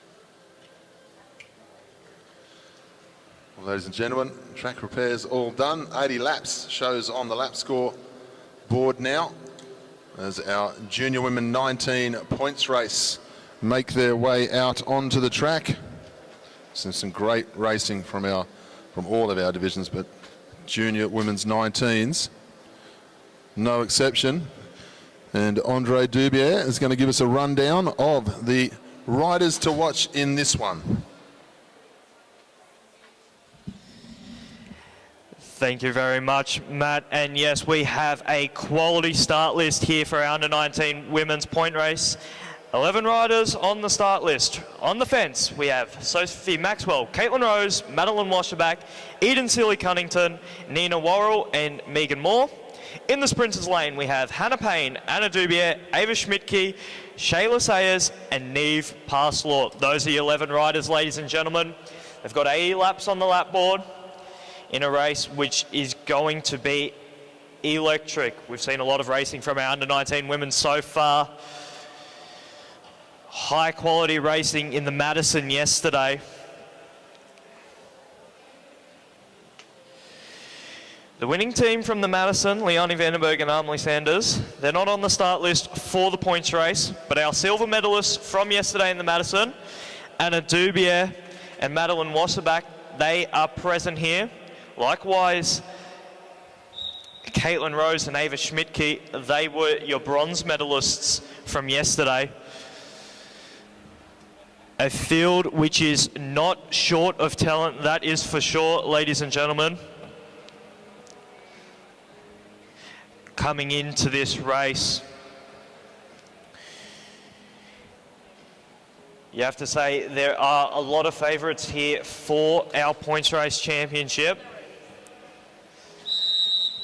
One of them on the front at the moment, Anna Dubier, former under 17 national champion in the points race. She picked up the bronze medal last year as a first year. Another one of those riders up towards the quality of the field, Megan Moore in the ARA kit. She's had a strong Oceania Championships so far. Just missing out on the medal yesterday in the Madison Championship. But she was riding really, really strong. Her partner as well, Neve Parslaw, is here and present. Can never discount the ride of Ava Schmidtke. Picked up a couple of medals so far already in the Oceania Championship. They're currently sitting in third wheel. We have the New South Wales rider, Caitlin Rose, on the front at the moment. She was your bronze medalist yesterday in the Madison Championship. Likewise in the Elimination Championship as well. So a very quality rider there with the pink sunglasses on.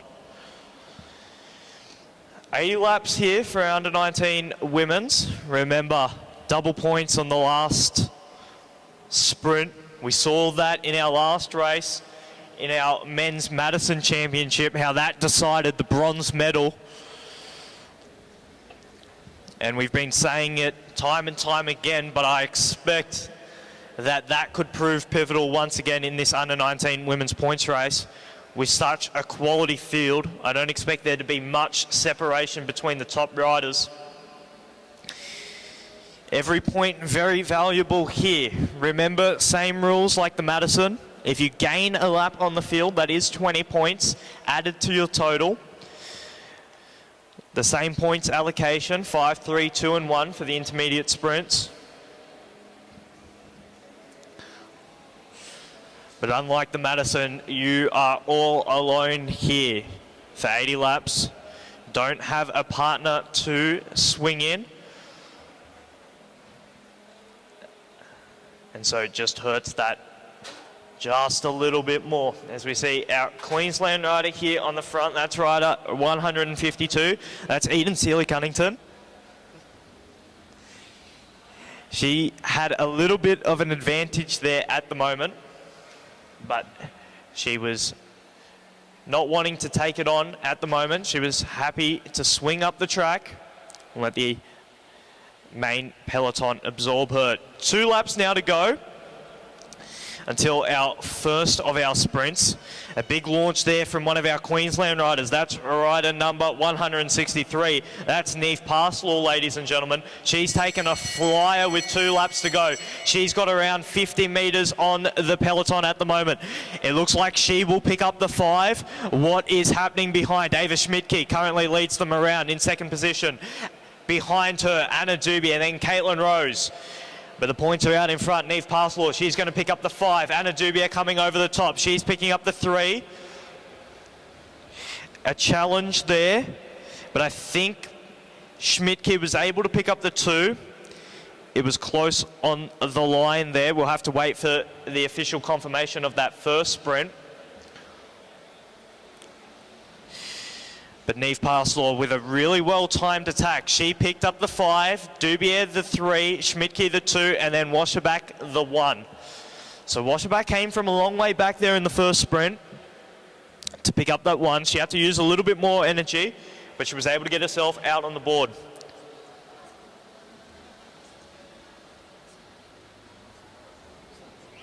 A really well-timed attack there from Neve Parslaw.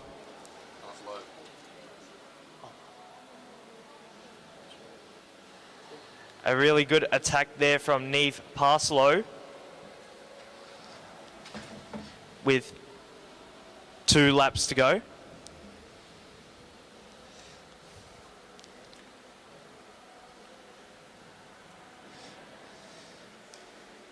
She was able to pick up the maximum amount of points.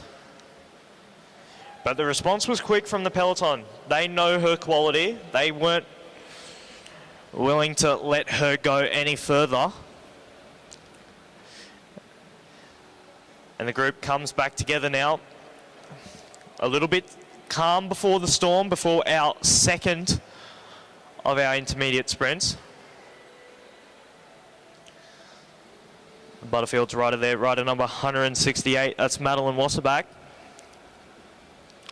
She picked up 1 in the first sprint.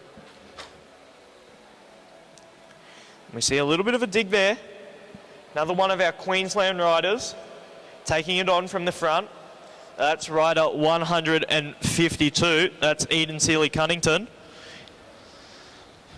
She takes it on. The pace increases. The response from the Butterfields riders there. They swing up the track. Likewise, Caitlin Rose, Anna Dubier. No one really wanting to commit to the front at the moment. They've got 3 laps to go. So it's that sort of awkward time where you're like, do you want to be on the front? Do you want to lead it out from 3 to go? Or do you want to try and sit in the wheels? The riders at the moment opting to sit in the wheels, not wanting to be the one to lead out the sprint. We can see the pace coming off at the moment. Everyone swinging up the track, up above the blue line.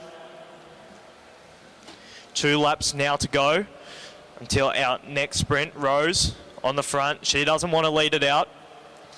One of our New Zealand riders on the front at the moment. Anna Dubier tucked in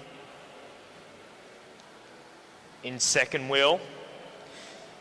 As we see the acceleration here. That's rider 168. That's Madeline Wasserback. She had to go from a long way back in the first sprint, but this time she's got herself right up to the front in this second sprint. She's looking to grab maximum points here. The challenge is coming on for second. Close on the line there, but I think it was the rider of 163, Neve Parslaw. She picked up the 3, I believe. Anna Dubier the 2. And there it is. Confirmation. Madeline Wasserback. She picks up the maximum points. With, once again, a really well-timed move there in the second sprint. Parslaw still maintains her lead in this points race at the moment. Now it's Megan Moore. A very strong individual pursuit of Megan Moore. Bit quiet in the opening 20 laps. And now she's making herself known at the front of the race. Trying to get herself amongst the action. Remember, 20 points is awarded to any rider if you take a lap on the field, as we see the pace off at the moment in our under-19 women's.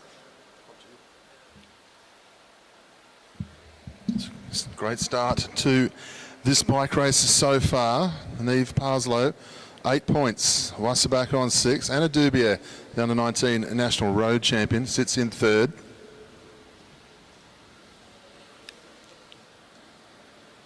One or two riders missing after the Madison from last night.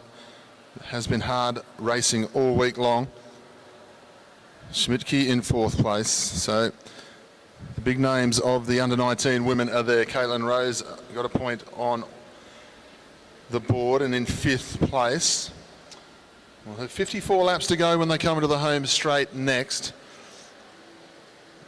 A number of these riders are also riding in the PSL League this summer, the Road League here in Australia, the new league that's taken over from the National Road Series, giving a bigger opportunity for under-19 cyclists.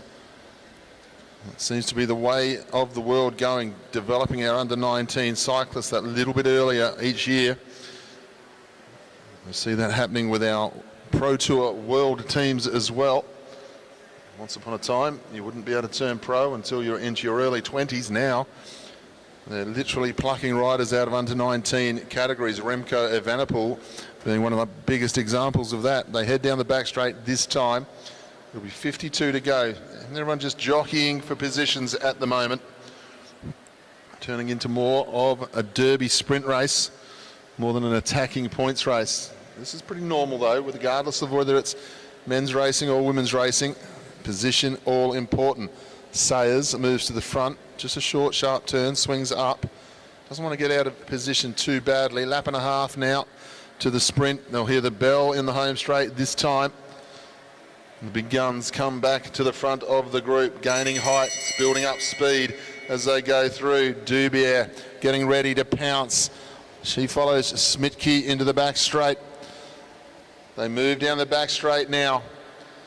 All lined out. Have they got the pace to get round the lead out? This is a strong ride from the front.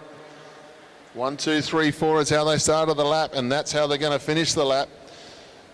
Just a little bit too strong there.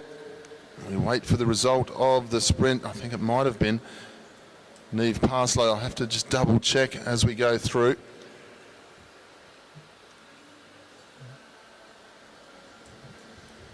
Of course, that was sprint number 3, so just waiting on the updated point there. So it's Ava Schmidtke, Anna Dubier, Caitlin Rose and Madeleine Wasserback. Parslow and Dubier now. They lead the bike race on 8 points, and then we have Madeleine Wasserback and Ava Schmidtke both on 7 points. So nothing between these riders. This is exactly what we saw last night in the under-19 Madison. Of the teams that were in there, there was 5 teams, all vying for the win with a couple of sprints to go. And they were all vying for a medal in the last sprint. So it was a very, very hotly contested race. We're starting to see the same thing happen here in the top 3 or 4 riders in the women's race, in the points race version. Head down the back straight. Pace goes off ever so slightly. Megan Moore up into second wheel here. She'll be looking to score a few points here tonight. Hasn't got one as yet. She had a great ride last night in the Madison as Anna Dubier, the national road champion. She leads through.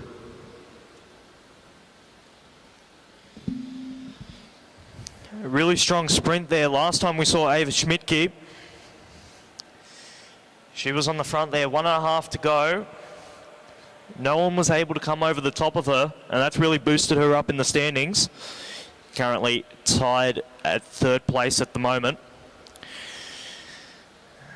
Now they're going to approach the halfway point of this points race. And like we've seen in the Madisons and the points races before, this is where everything is really decided. A lot of fatigue in the legs at the moment.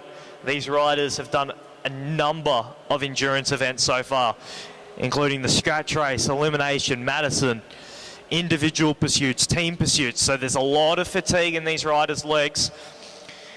And then when you add on to that 80 laps of fast quality points race racing, you can start to see some splits in the closing stages of this race.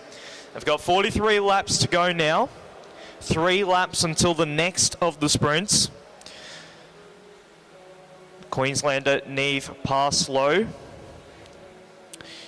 her and Anna Dubier currently tied on points, 8 points apiece. Anna was able to pick up 3 there in the last of the sprints, which boosted her up into the current lead, tied lead at the moment, as we see an acceleration from one of our Queensland riders. New Zealand rider tucked in right there, the current race leader, Anna Meares as well, she's locked in. That is rider 152. That is the rider of Eden Sealy-Cunnington. She leads them around at the back straight.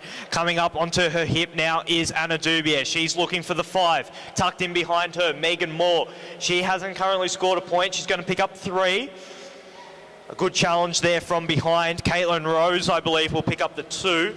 Close on the 1, Eden Sealy-Cunnington. I think may have just held on for the 1 point. We'll have to wait for official confirmation for that. But Anna Meares picking up the 5 there,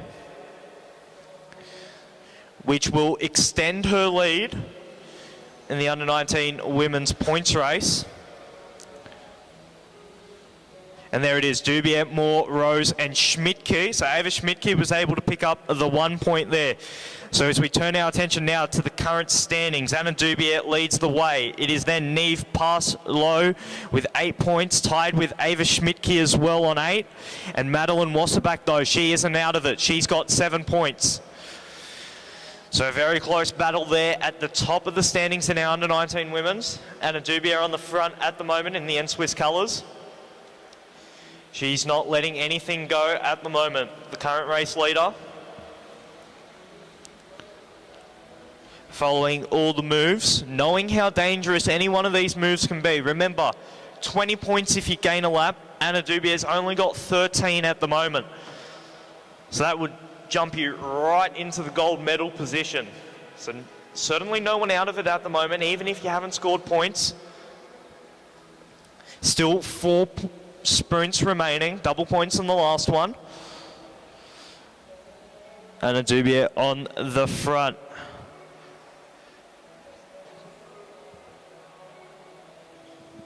The pace comes off once again. We've seen this sort of pattern in the under-19 women so far.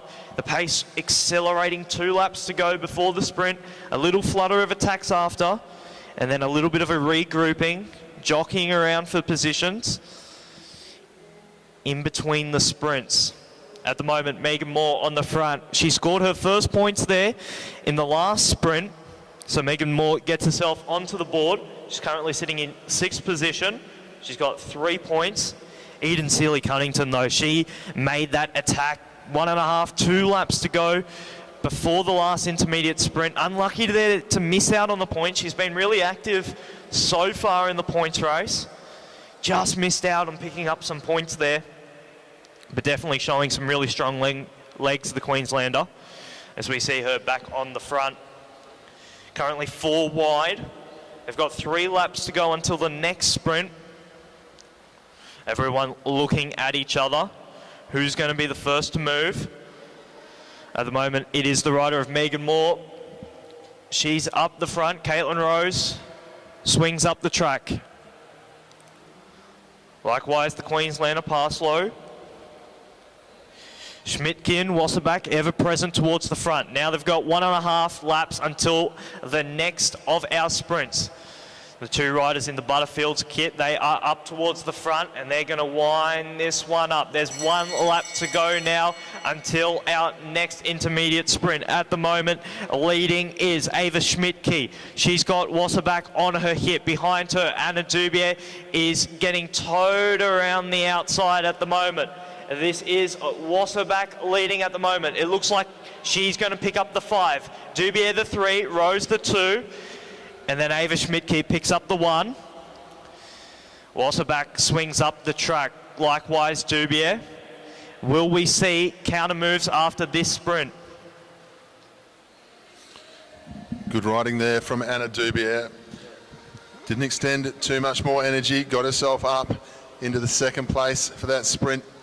Taking the 3 points. You've got to be able to just yo-yo your points, yo-yo your effort a little bit. You're allowed to give a couple of points away to your opposition, just to keep the legs nice and safe. 5, 3, 2 and 1. It was Wasserback, Dubier, Caitlin Rose, Ava Schmidtke, as we see one of our riders moving off the front. But as far as the bike race goes at the moment, 16 points Anna Dubier, 12 points to Madeline Wasserback, Ava Schmidtke on 9, Neve Parslow on 8 points.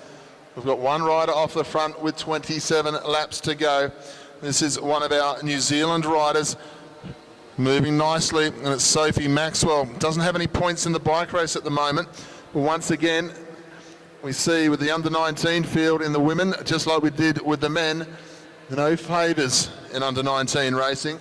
They know she might not have too many points, but they're going to keep chasing as they go through. Dubier swings up. One would think she's not going to run out of legs here. She's the road champion of Australia, won that title in Kings Park in Western Australia just over a month ago now. Megan Moore comes into the home straight, swings up. The pace goes out for the first time since that last sprint. Parslow swings up to the track now. She's there and thereabouts for the points. She's on 8 points for the bronze medal over Schmidtke on 9 points. Everything to race for. 3 sprints to go, and one of those sprints is double points. And when it's close like this, the double point sprint counts for everything. Megan Moore got herself up onto some points. She's got 3 now, so even at this stage on 3 points, there's an opportunity of a medal for these riders. You do have to get amongst those 1s and 2s straight away in the sprints. 23 laps to go. Once again, tempo being set nicely. Shayla Sayers riding nicely tonight. Hasn't got herself any points just yet, like her teammate Sophie Maxwell. This is where clubmates or teammates tend to start to talk to each other and maybe go together. Launch both of them off the front and try and get some points. Megan Moore, she's had a good week of racing. Of course, the Australian riders, they'll be here in just over a month for the National Championships. Pace goes up ever so slightly as we go to the back straight because they're going to get the bell this time into the home straight. The South Australian comes to the front and lifts the tempo once again. Good piece of riding here as they go into the back straight. Wasserback on the front, not getting challenged at the moment. Dubier down the back of the group, so an opportunity to close the gap here for 1 or 2 riders on the race leader. Wasserback takes 5. Nice piece of riding. She's going to take 5 and put herself up to 17 points, which will give her back the race lead. Ava Schmidtke, I think, got up for 2. That'll take her to 11. Might have been Sophie Maxwell. Have to check. Up into second to take 3 points. We'll wait for the official result of the sprint. It was actually Shayla Sayers in second. Wasserback took the 5. Sayers, Schmidtke and Sophie Maxwell got up for 1. So Wasserback, she goes to the lead on 17 points. Dubier 16. Ava Schmidtke on 11. Then Neve Parslow on 8 points. She's been a bit quiet the last couple of sprints, but she's still in the bike race and going all right as well. Her teammate, though, is a little bit ragged out the back there. Eden Cunnington, she's suffering a little bit. Sealy Cunnington, it's getting hard out there for 1 or 2. We've got 18 laps to go. The last of our 5-3 2-on-1 sprints on its way. Wasserback got the points just at the right time. That puts the pressure back onto Anna Dubier. Anna Dubier's not going to panic too much, though. Even if she went into the last sprint trailing by a couple of points, the win gives you 10. Second place will give you 6. So it's that close. It really is, at this stage, going to come down to the final sprint for the gold medal. It looks like it's going to come down to the final sprint for all 3 medals, the way it's being ridden. Good to see the depth of quality in this field. They travel down the back straight. They'll see 15 laps to go when they come to the home straight this time. And this is where we start to look for the leaders of the bike race to see if they're starting to pay that little bit of extra attention to each other. Dubier, she leads through. Second place in the race has dropped down to the back. Short, sharp turns would be the order of the day.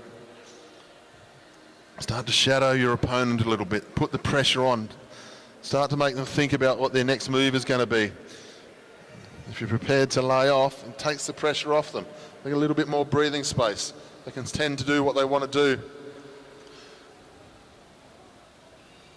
Most importantly, if you're in front of somebody by 1 point, go and find their back wheel.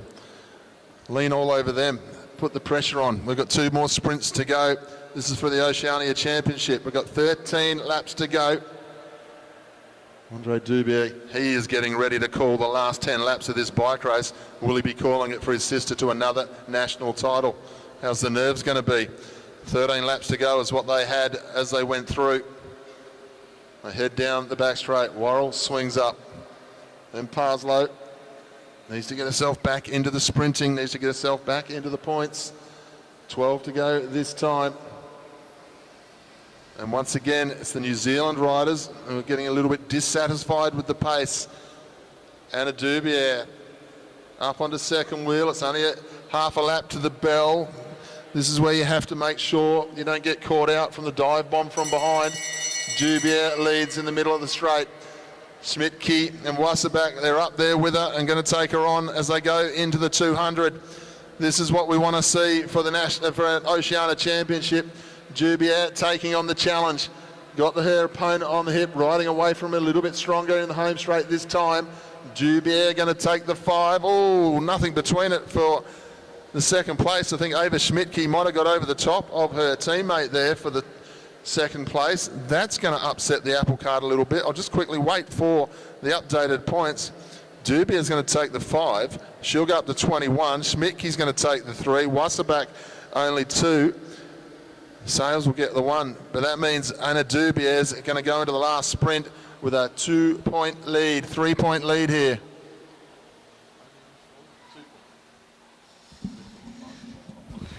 Two points in it coming into the final 8 laps. That's 2 kilometres left for our under-19 women. Anna Dubier leads this bike race at the moment. Madeline Wasserback in second. Ava Schmidtke currently in third position. Neve Parslow in fourth. She's on 8 points. So a possibility for Parslow to move herself into the medals. But at the moment, the race is up in front. Anna Dubier with a 2-point advantage.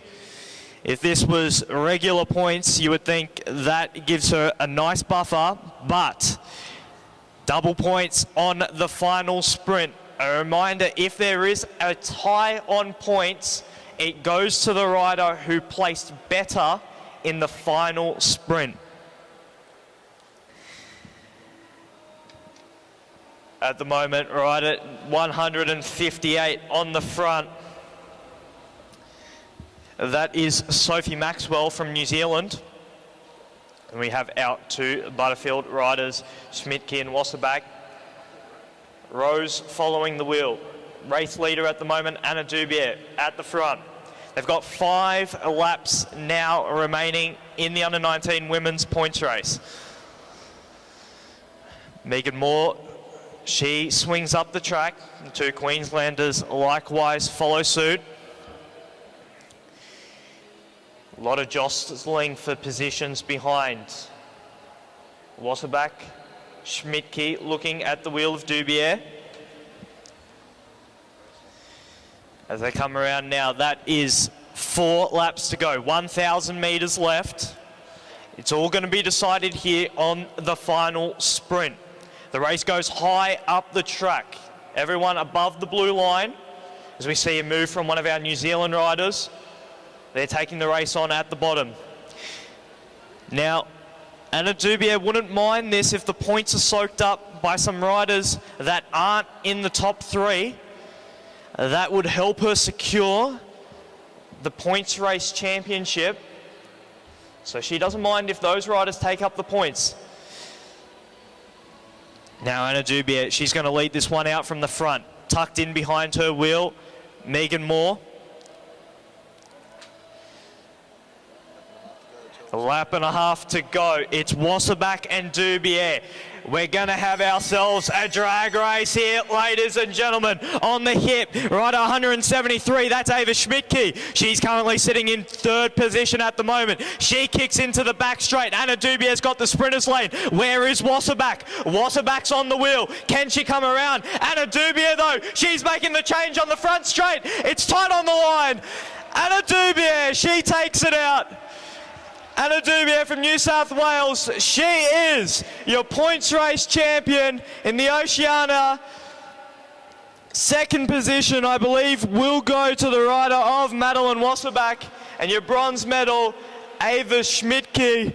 But your champion, ladies and gentlemen, from New South Wales, Anna Meares.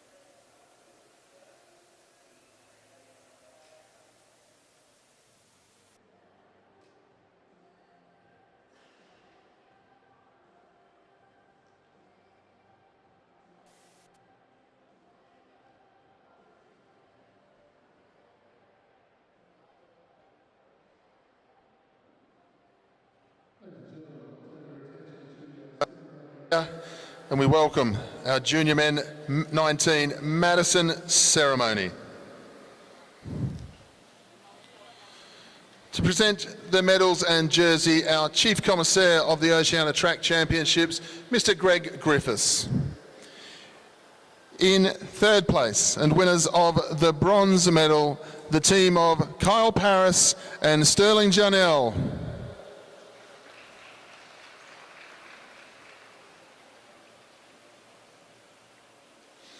In second place, winners of the silver medal, the team of Zachary Douglas Savage and Lachlan Walters.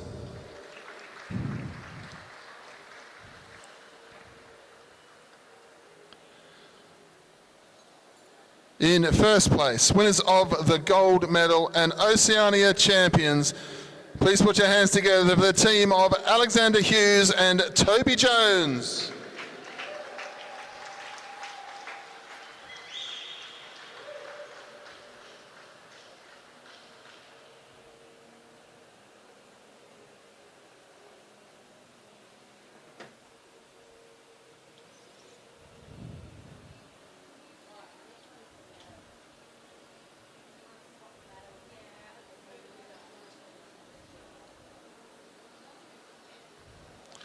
Ladies and gentlemen, please make some noise for our champions and medalists.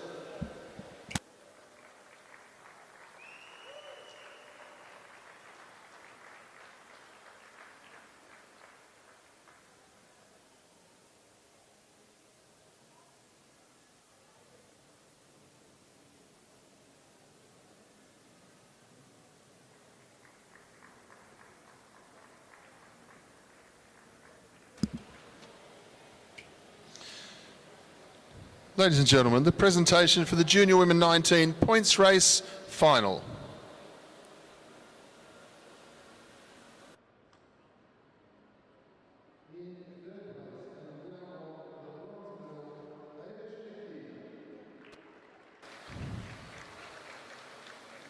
In second place and winner of the silver medal, Madeleine Wasserbach. In first place, winner of the gold medal and Oceania champion, Anna Meares.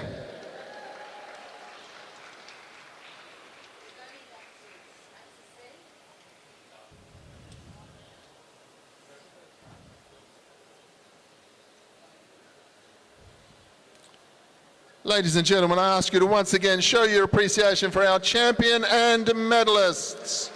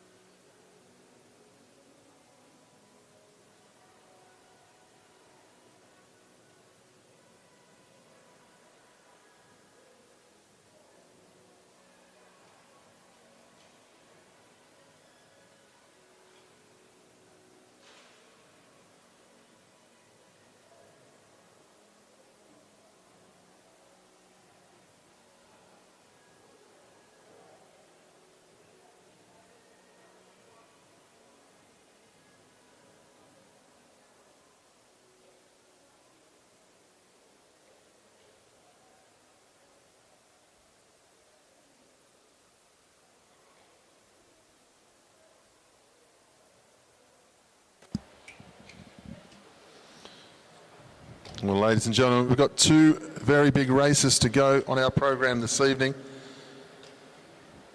120 laps, 30 kilometres for our elite women Madison final. Our team's just coming out onto the track to get themselves ready. And then straight after this, we'll have 200 laps of the men's 50 kilometre Madison.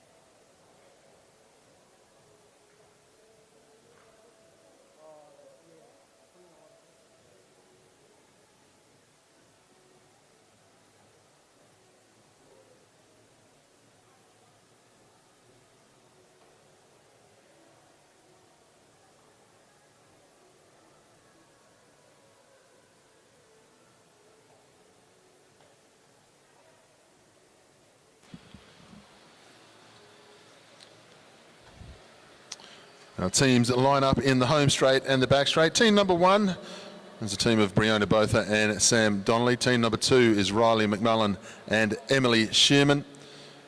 Team three is Maeve Plouffe and Kira Will. Team four, Prudence Fowler and Amelia Sykes. Teams number five is Lilith Jones and Summer Nordmeyer. Team number 6 is Nicole Duncan and Sally Carter. Team number 7 is Mia Wolfenden and Lucy Reeve. Team number 8 is Sophie Edwards and Ali Anderson. Team number 9 is Mackenzie Milne and Tegan Faringa. 9 teams in all, 120 laps to go. Sprint every 10, 5, 3, 2 and 1 points. Double points on the last, take a lap, get 20 points, lose a lap, lose 20 points. It's straightforward, and if you like the original movie Top Gun, you'll love this.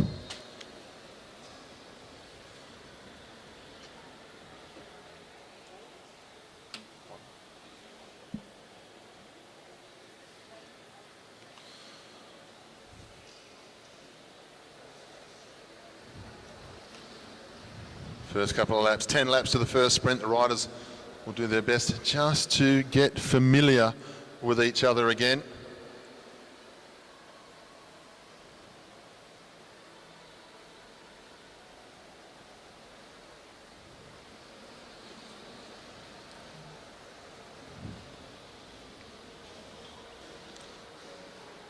Ask and you will receive. I've got the best DJ in the house up here tonight. Korg from the Marvel movies. They come into the home straight. New Zealand, Australia, 117 laps to go. Things to look out for in this race for the riders. Stay above the wheel when the changes are going on. Give yourself some space. However, the better teams, you'll see it as the night goes on, when they're coming in to do the change, the real good teams, they'll stay right up on the wheel of the wheel they're following, change so they don't have to do a huge wrenching of the arm to throw their partner in. They'll just glide onto the back. The teams that start to wear out early are the teams that really have to chase up the track, lay off, throw their partner in. We'll have a look at the next change. Kira Will and Maeve Palouf. You can see Palouf staying up on the wheel, not backing off at all. Now just changing the partner. Partner goes in. Nice and simple. We'll see some of the inexperienced teams stay high up on the track, which means their partner has to go up to them. You see the gap just been left there into the home straight. There's a lot of traffic. You've got to have your wits about you. This is not for the nervous. 114 laps and they went through that time. You can see riders riding through traffic. We haven't even done a first sprint. That's how tough the Madisons are. They get caught up in the melee at the back. A little bit tentative, staying high, laying off. Best place to be, try and be in that top 3 or 4 riders. You don't want to be the team doing the turn all the time, you'll just get worn out.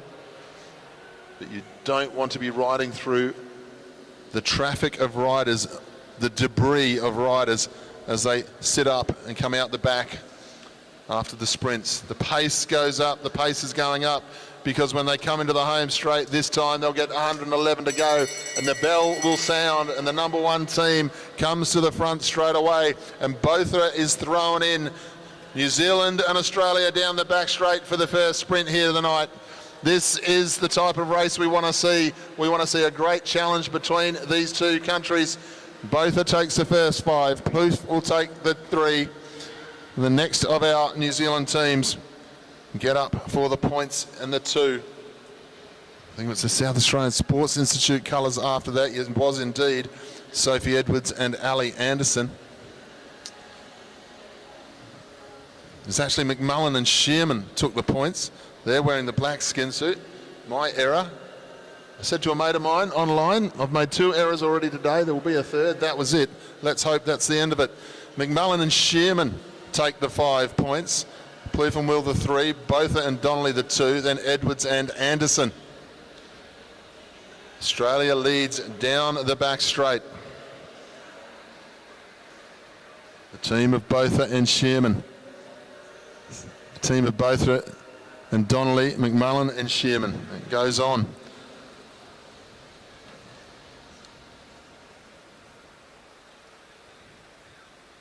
Kira Will, the Australian Omnium champion, swings up.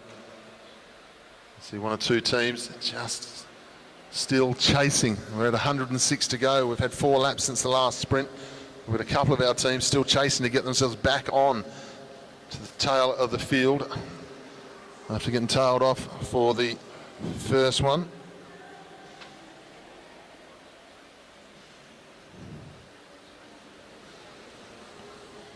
Kira Will, Lilith Jones up onto her wheel. They head towards the back straight this time. They have 104 laps to go when they come into the home straight next time.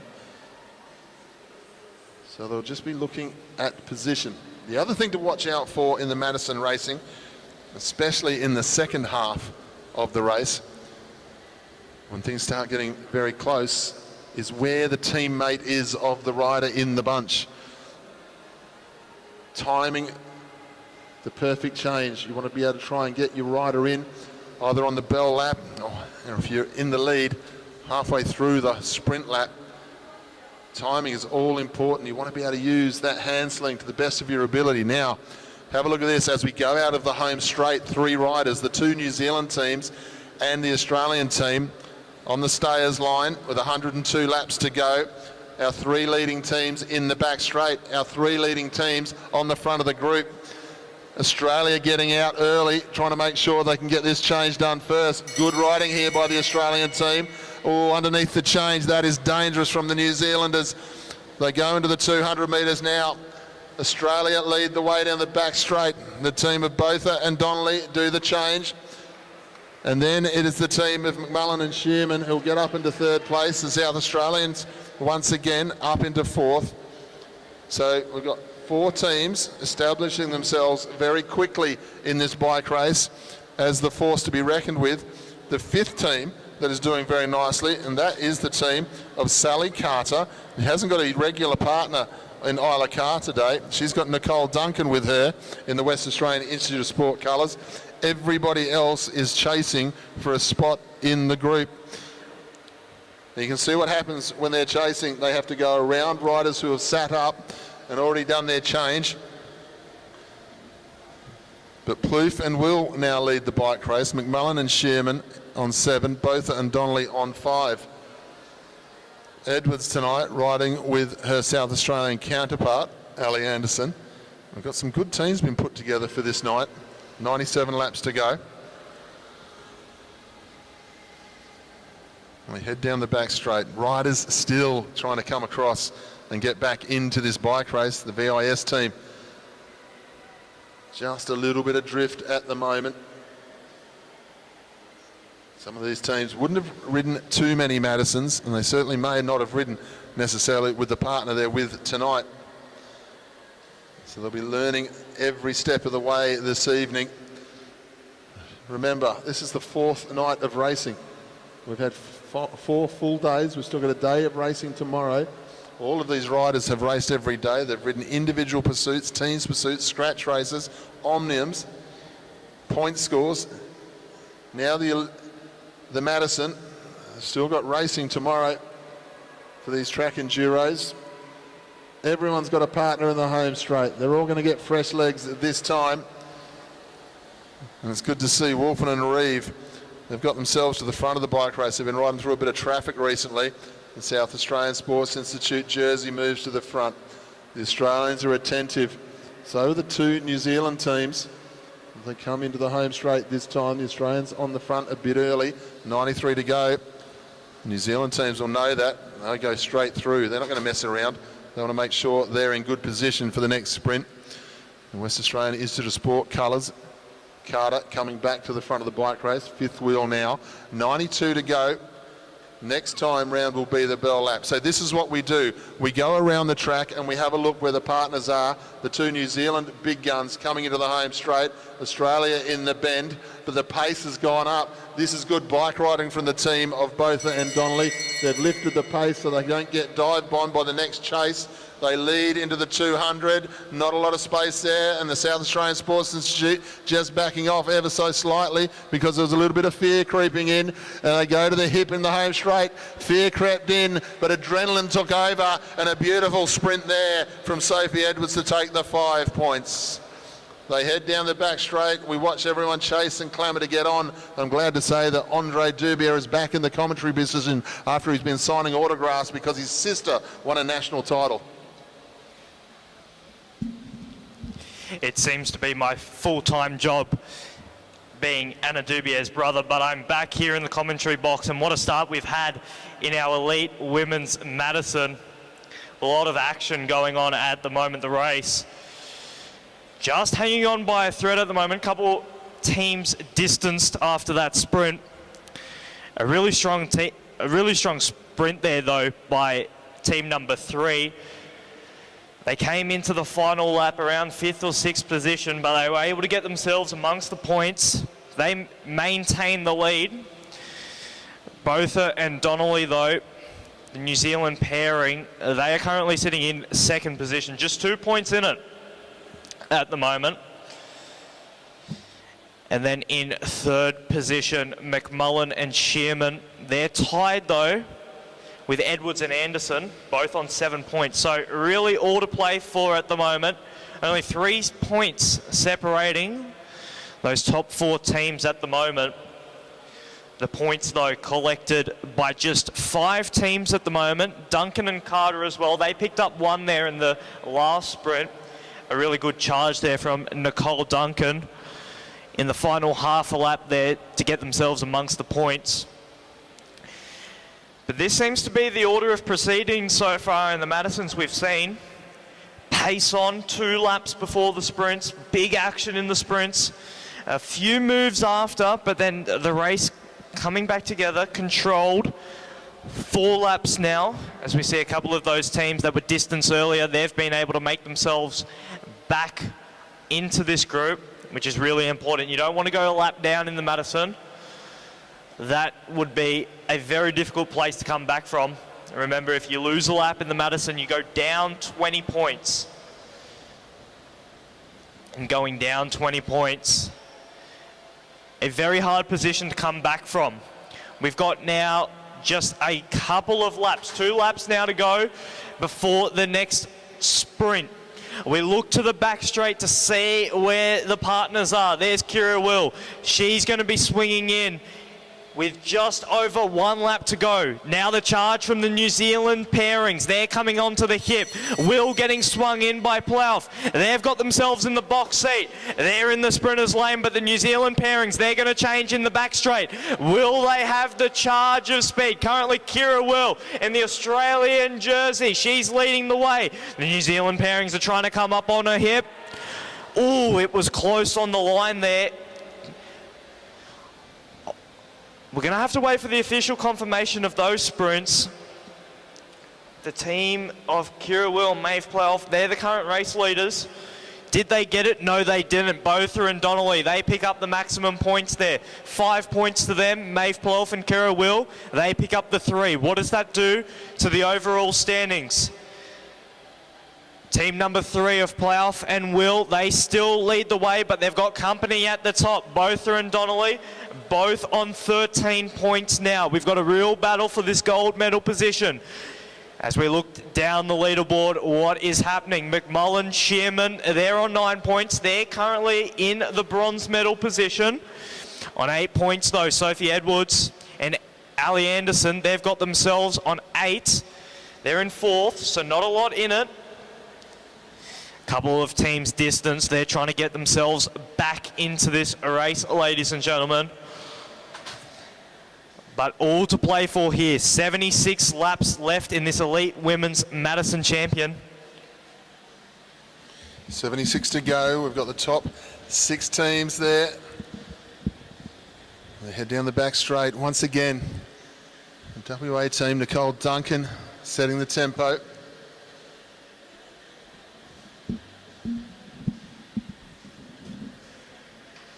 Sally Carter just has a look over the shoulder there. Going quite nicely. 75 laps on the lap scoreboard, which will be 74 when they get back to us in the home straight. Pace has finally gone out of this bike race just ever so slightly. They've come back together a little bit quicker after that last sprint. Botha and Donnelly making sure they get themselves back in the 5-point zone. Plough and Will are riding nicely. Maeve Plough impressed me last night in the final of the Omnium. She had to fight for a bronze medal and she rode a very good points race against some stiff opposition. 4 different New Zealand riders to go up against. So It's come out of the National Road Championships and the Melbourne to Warrnambool with some good form, Maeve Plouffe. Went 7 seconds quicker, 7 seconds quicker in the 4,000 metre individual pursuit the other day. I think that's going to be one of those events that really suits Maeve Plouffe moving forward. The pace goes up again, 72 to go. Again, we look around the track to see where the stars are, and they're all hanging around each other, aren't they? The Australians come in at the right time here, so does New Zealand. New Zealand on the front, Australia to do the change, straight into it. No nerves shown by anyone as they hit down the back straight. This time it's the team of McMullen and Shearman on the front. We've got Maeve Plouffe up round the outside. Has she got the legs? We talked about it before. 5 more points Australia. They go back into the lead and they extend the lead by a few points. Nice piece of riding there. Plouffe and Will. Then we had McMullen, Shearman, Botha and Donnelly, Edwards and Anderson again picking up 4th place in a sprint. The updated points, Plouffe and Will 18, Botha and Donnelly 15, McMullen and Shearman on the 12, and then Edwards and Anderson on 9. Everything to play for here with 68 laps to go. It certainly is, Matt. A really strong sprint there from team number 3. They came into the sprint lap sitting in 2nd position, and a big acceleration there from Maeve in the back straight. Able to get over the top of the New Zealand team. And like we've seen in the Madison so far, every point so very valuable. So extending that lead is so important. But remember, this race, 120 laps, we're not yet even at the halfway point, and that's where the fatigue really starts to set in for these riders. Like Matt said, these riders have done numerous endurance events so far in the Oceania Championships. Backing up day after day, it is certainly not an easy task. Remember, 20 points if you are able to gain that lap. And that can change the whole dynamic here in the Madison Championships. As we see the New Zealand pairing in the light blue skin suits. They've made the change on the back straight. We've got 4 laps now to go until the next of our sprints. So we see a little bit of a move here from the Victorian riders. That is team number 5, Jones and Nordmeyer. They've got themselves a little bit of a distance here, 30 metres. Currently no response from any of the leading teams. They've got themselves a little bit of a handy advantage here. They've got 2.5 laps to go to hold on. Can they get themselves amongst the points? 5 points would push them right up into 5th position here. They've got 2 laps to go, 500 metres. Now the response comes from team number 1. That's Botha and Donnelly. They've made the charge now. 1.5 laps to go until our next of our intermediate sprint. Will and Plouffe currently out of position a little bit. Botha and Donnelly, though, they're making the charge. They want to pick up 5 points here. That is a very dangerous move heading on to the back straight. Currently, the gap is around 20 or 30 metres. Anderson and Edwards, they're trying to get themselves amongst the points as well. The other New Zealand team may have just picked up the 2. Will the pace continue after this sprint? We'll have to wait and see, Matt. Good sprint there for the New Zealand team. I keep having a look over the shoulder to see who's actually chasing on. The Australians got themselves caught out there quite badly. Botha and Donnelly now go to 20 points. Plouffe and Will 18, McMullen, Shearman 14, and Edwards and Anderson, they're not going away at all. They're on 12 points. They're the 4 teams that are consistently scoring the high points, the 4 teams as they lead through. The Australians, first time that we've seen them not quite get themselves into position for a sprint. And when the racing is this close and the points are so tight, you can't really be making too many errors. They'll rectify it though. They'll move on. Duncan leads through, sees Sally Carter as she drops down the track now. Nice comfortable change. The only other teams that have scored points is Duncan Carter and Fowler and Sykes so far. 56 laps to go. We're over halfway. You see all the men's teams are warming up on the rollers. A number of riders with ice vests on as they warm up this evening, because it is still very warm in the track centre and around the track. They really have to pay attention to the hydration levels for all of these riders. They'll get 55 to go. And we have a look to see where they are now. The top teams are all staying with each other on the banking. The Australian team first to change there.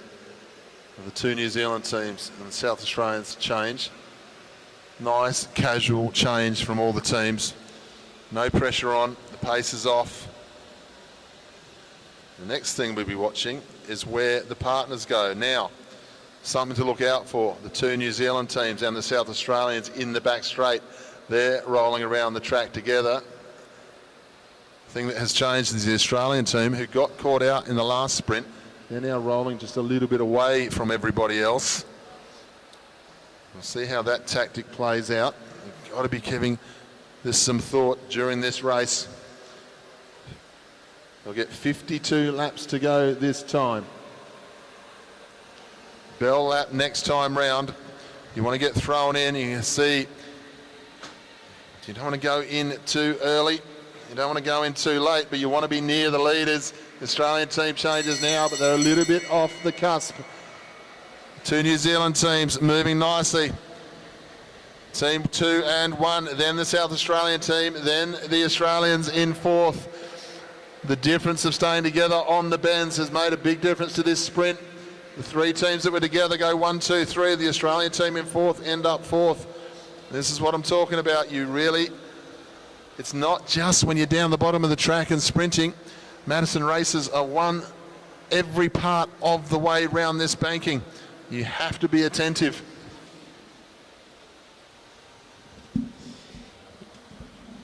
You said it, Matt. You have to be alert the entire race. And that's easier said than done, especially when the race is being raced this fast. You've got to make sure your position is correct in the bunch. Look out for your partner, make the change. You've got to think all about these things while also racing at about above 50 kilometres an hour. Like this pace has been set. We see the top 4 teams at the moment. They've got themselves a quarter lap on the chasing field. At the moment, it is Nicole Duncan. She's trying to bring them back into contention. That's the WA team, Carter and Duncan. They're trying to get themselves back amongst the leading 4. The pace gone out of the leading 4 at the moment. A little bit of lack of cooperation amongst them. And as we stand at the moment, 46 laps to go. It's still Botha and Donnelly. They lead the way with 23 points. We've got a tie for second at the moment. Plouffe, Will, McMullen, Shearman, all tied on 19 points. Just off the pace at the moment, it's Edwards and Anderson. They've got themselves 14 points. We still have a lot of points up for grabs though. Still 5 sprints remaining. One of them, remember, is double points. As we see the bunch come all back together now. 4 laps until the next sprint. That's 1,000 metres. Team number 3, they were caught out a couple sprints ago. They're not making that same mistake again. They've got themselves right up towards the front. The New Zealand team likewise present. So those top 4 teams, they're marking each other out. The points have been very, very central around those 4 teams. Not many other teams being able to pick up many points. So the race is very much there to be won. Plouffe, she's on the hip at the moment. As we turn around now, only a few more laps, 2 more laps until the next of the sprint. This is Maeve Plouffe. She's winding up the pace at the moment. Where's her partner? Kira Will. She's in the back straight. She's getting ready to be swung in. Likewise, the South Australian team. We're going to come round now to get the bell. Will is swung in. The changes that they're looking for the South Australian team, can they make that change? Will's got herself a little bit of a margin, but the New Zealand team, they're fighting back on the back straight. Do they have enough to come and challenge for the 5 points? Will leading into the front straight. It's close on the line, but I think team number 1, Botha and Donnelly, they're able to pick up the 5. Will the 3, and then Anderson and Edwards, I believe, will pick up the 2. Great tactics there from the Australian team. Got themselves nicely into position. Botha and Donnelly, though, a little bit too quick in the sprint over the top of Kira Will. So the points updated now. Botha and Donnelly on 28, Plouffe and Will 22. They get a little bit ahead of McMullen and Shearman for now. Then Edwards and Anderson on 16. Well and truly still in the mix in the medals. The West Australian Institute of Sport colours start to dabble off the front a little bit. Sally Carter had a lead. Doesn't want to go on with it though. It's our teammate Nicole Duncan just trying to draw in the deep breaths at the bottom of the track as she now rises to the top in the back straight. They came back together quite quickly, the bunch, that time. It shows the pace going straight out of the bunch as soon as the sprint was over. An indication of how everyone's legs are feeling. We've got 36 laps to go when they come into the home straight this time. Everyone to the top of the track. Just trying to catch their breath, try to recover a little bit.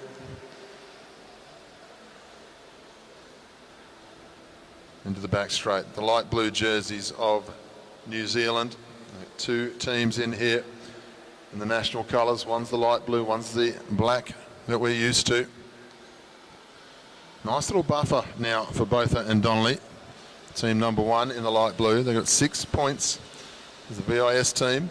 Lilith Jones gets thrown back in here as they head down the back straight. No pressure on to speak of. We have a look around the track again. 34 laps to go. South Australia and Australia sticking together a little bit more on the banking this time.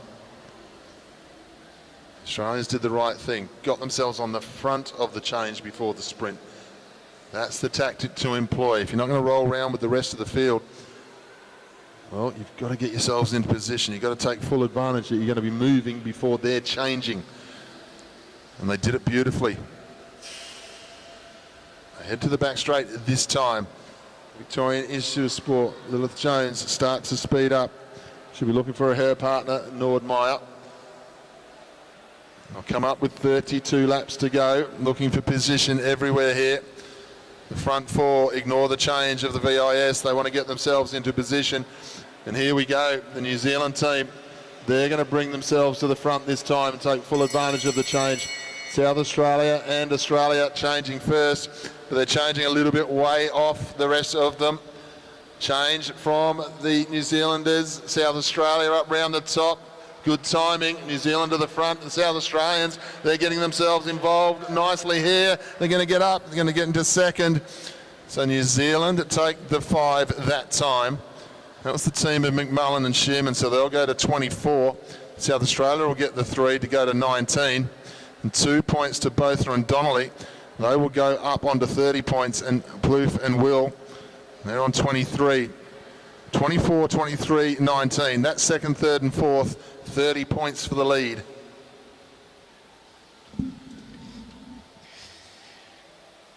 Not much in it at all in our Elite Women's Madison.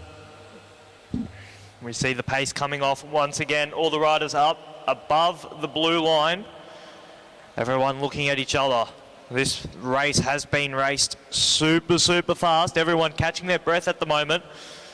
Perhaps an opportunity for a team that hasn't scored any points to try and make a move, catch the others napping, maybe grab themselves some points, get themselves amongst it here. But this race has really been dominated by 4 teams. Teams 1, 2, 3 and 8. Just 11 points separating them at the moment. Still 3 sprints left, I should say. One of them being double points. All to play for here, but you'd have to say Botha and Donnelly, they've raced really well here. They've got themselves a 6-point advantage over McMullen and Shearman, and then Plouffe and Will, they're just 1 point behind them. So all very much to play for here. 5 laps until the next of our sprints. At the moment, Kira Will, she follows team number 2. They've just got 1 point ahead of them. So Will's putting herself into that position. As we see, a couple of changes will happen here. We might see a couple more changes before the next of the intermediate sprints. 4 laps now, 3.5 as they come around the back straight. Plouffe and Will, they change. Likewise, the New Zealand pairing. They've got 3 laps to go. At the moment on the front, team number 7, they're leading it out. That is Wolfenden and Reeve. Currently haven't scored a point, but they're trying to change that here with 22 laps to go. Now, though, we've got the New Zealand team in the light blue skin suit. They've got themselves up towards the front. That is Botha and Donnelly. Plouffe locked in on the wheel. 1.5 to go. Now, where is the partners at the moment? Will's in the front straight. She's ready to change. Likewise, the 2 New Zealand teams, they're also there. At the moment, though, team 1 and 3, they've got themselves a nice handy advantage. Will getting swung in now. Likewise, the New Zealand team on the back straight.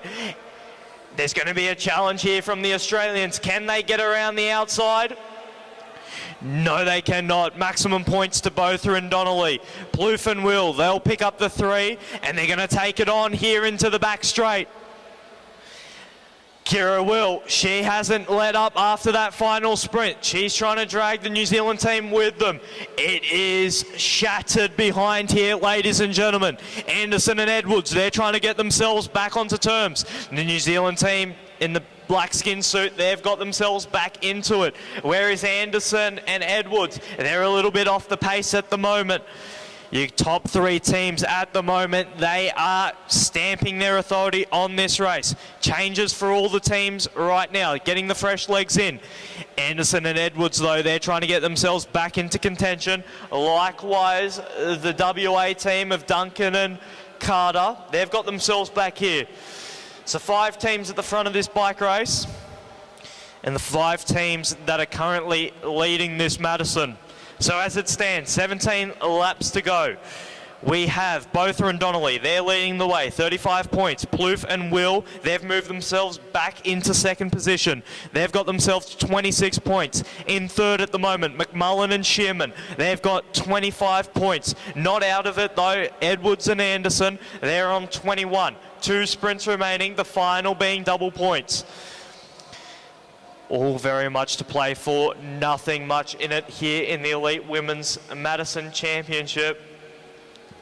We did say early on in this race, a lot of quality teams here, and we've seen that racing so far.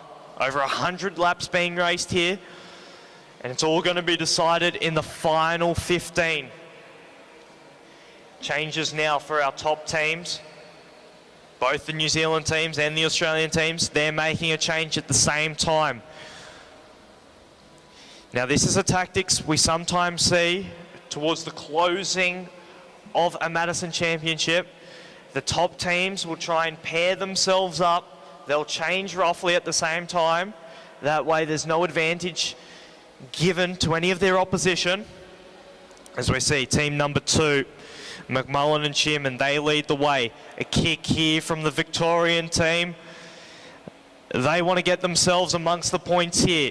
12 laps to go, so that's 2 laps now until the second last sprint. Leading it out is the Victorian team. Over the top though goes our New Zealand team. That's McMullen and Shearman. Where is the change going to happen? It's going to happen here in the front straight. They've got themselves a good advantage here. Plouffe and Will, they need to respond to it. But at the moment it is the New Zealand team. Victorian team's getting themselves amongst the points. Can they hold on to second? No, they can't. The New Zealand team, the current leaders of this bike race, they're making the charge at it.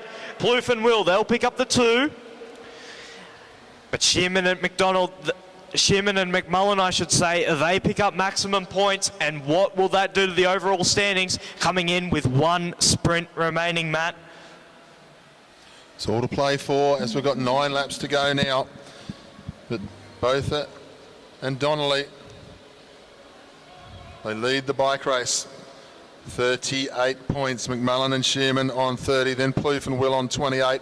Edwards and Anderson just falling away from the pace a little bit with the points of those last couple of sprints. So Botha and Donnelly, they'll be feeling quite safe at the moment, the team in light blue. And now there's that little 2-point buffer, McMullen and Shearman. So it's going to come down to the final sprint. Plouffe and Will, they simply need to finish in front of McMullen and Shearman to move up the ranks. I know we've seen things change in these Madisons here tonight. And Botha and Donnelly in the box seat. They're going to get 6 to go as they come through. The South Australian team, they're trying to get themselves off the front for the 10 points. If they did manage to get away, that'll take them up nicely.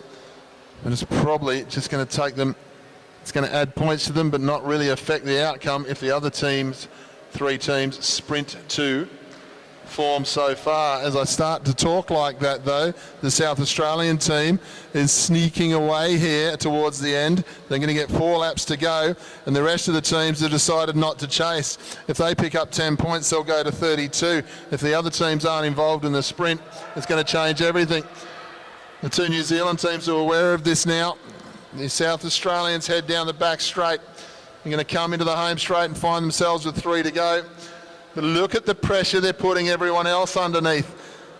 The light blue colours in Botha and Donnelly, they're not going to be bothered. They're going to be happy for the other 2 teams, Australia and New Zealand, to be wearing themselves out because they know fully well that they're the ones who have to chase. We head down the back straight. Australia getting ready to change at 2 laps to go. This is an early change towards the finish of this bike race, but both teams are under pressure and they're going to change early at 2 laps to go. So it's going to be Kira Will in. Here come the leaders of the bike race. The South Australians leave the back straight and come into the home straight with 1 to go. There's 10 points on the line here. We've got a team in between the rest of the teams as well. Team number 4 sitting there. The points are going to come down. Very important here. The South Australians have put themselves in the box seat for a medal here. They're going to take 10 points. It's going to come down to a count back and a little bit of mathematics. But South Australia take the 10 points. New Zealand take the next. Oh, that was a great save as well. Well done to Sam Donnelly. We'll go to the final sprint very soon. But I tell you what, these bike races, they can change in an instant. And hats off to Sophie Edwards and Ali Anderson. They've gone and taken 10 points. That's going to put them up to 32 after sitting in 4th place all night. We'll wait for the actual points on the last to see who picked up the minor placements because there was a little bit of traffic going on. We'll just wait for the update of points. I think they might have snuck themselves up into the bronze medal position here. The 2 New Zealand teams, well, they're going to finish 1st and 2nd. Botha and Donnelly have won the bike race. McMullen and Shearman, I think you'll find, will well and truly hang on for 2nd place comfortably. But it's now going to be between the Australian team and the South Australian team, and indeed it is 42 points the win for Botha and Donnelly. McMullen and Shearman on 36 the silver, and Sophie Edwards and Ali Anderson, by virtue of that final sprint getting 10 points, have gone up onto 32 and take the bronze medal here tonight over the top of Maeve Plouffe and Kira Will. Then we have Prudence Fowler and Emily Sykes on 3, then Nicole Duncan and Sally Carter on 2. Jones and Nordmeyer finish 7th, Milne Faringa in 8th, and Wolfenden and Reeve finish in 9th. What a fantastic Madison we've just seen, and it's not about to end because we've got 200 laps still to go here tonight with the men's Madison.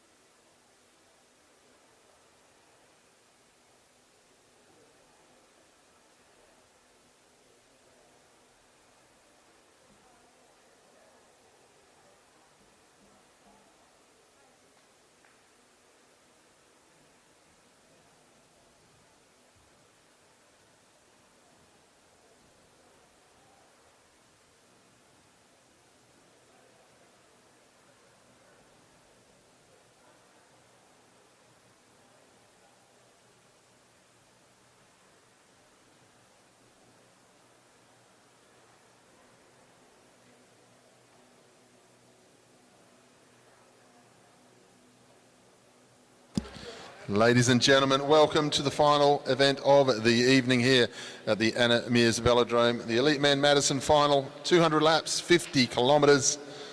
Our teams, team number 1 from New Zealand is Thomas Sexton and Campbell Stewart. Team number 2 from Australia is Oliver Bledden and Blake Agnoletto. Next of our New Zealand teams is Keegan Hornblow and Marshall Irwood. And we have Ed Pawson and Daniel Morton, team number 4. Connor Lay and Cam Scott, team number 5. James Moriarty and Kurt Ether, team number 6. Magnus Jameson and Oliver Watson-Palmer, New Zealand, number 7. Liam Walsh and Declan Trezise, team number 8. Rowan Hayden-Smith and Noah Blannon, team number 9. Oscar Gallagher and Leo Zimmerman, team number 10. And our 11th and final team in tonight's Madison is Hamish Keast and Nicholas Kurgazoo from New Zealand. 200 laps of the track. Sprint every 10, 5, 3, 2 and 1. Double points on the last. Gain a lap, you get 20 points. Lose a lap, you'll lose 20 points.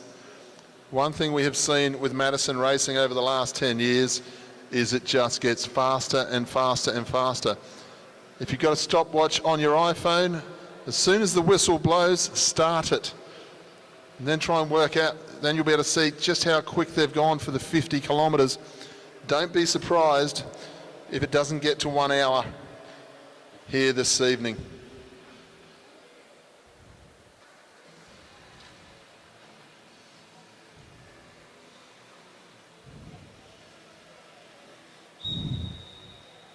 We roll away. They'll get themselves together, and our chief starter will get them underway. Once he's satisfied, they're all together. Everything is fair and equitable. Get your stopwatches ready. Let's see how fast they go. 200 laps to go in the Oceania Madison final for the elite men here tonight. I get the feeling we're going to see a very attacking bike race, and I think it's going to come from teams that you normally wouldn't expect it from.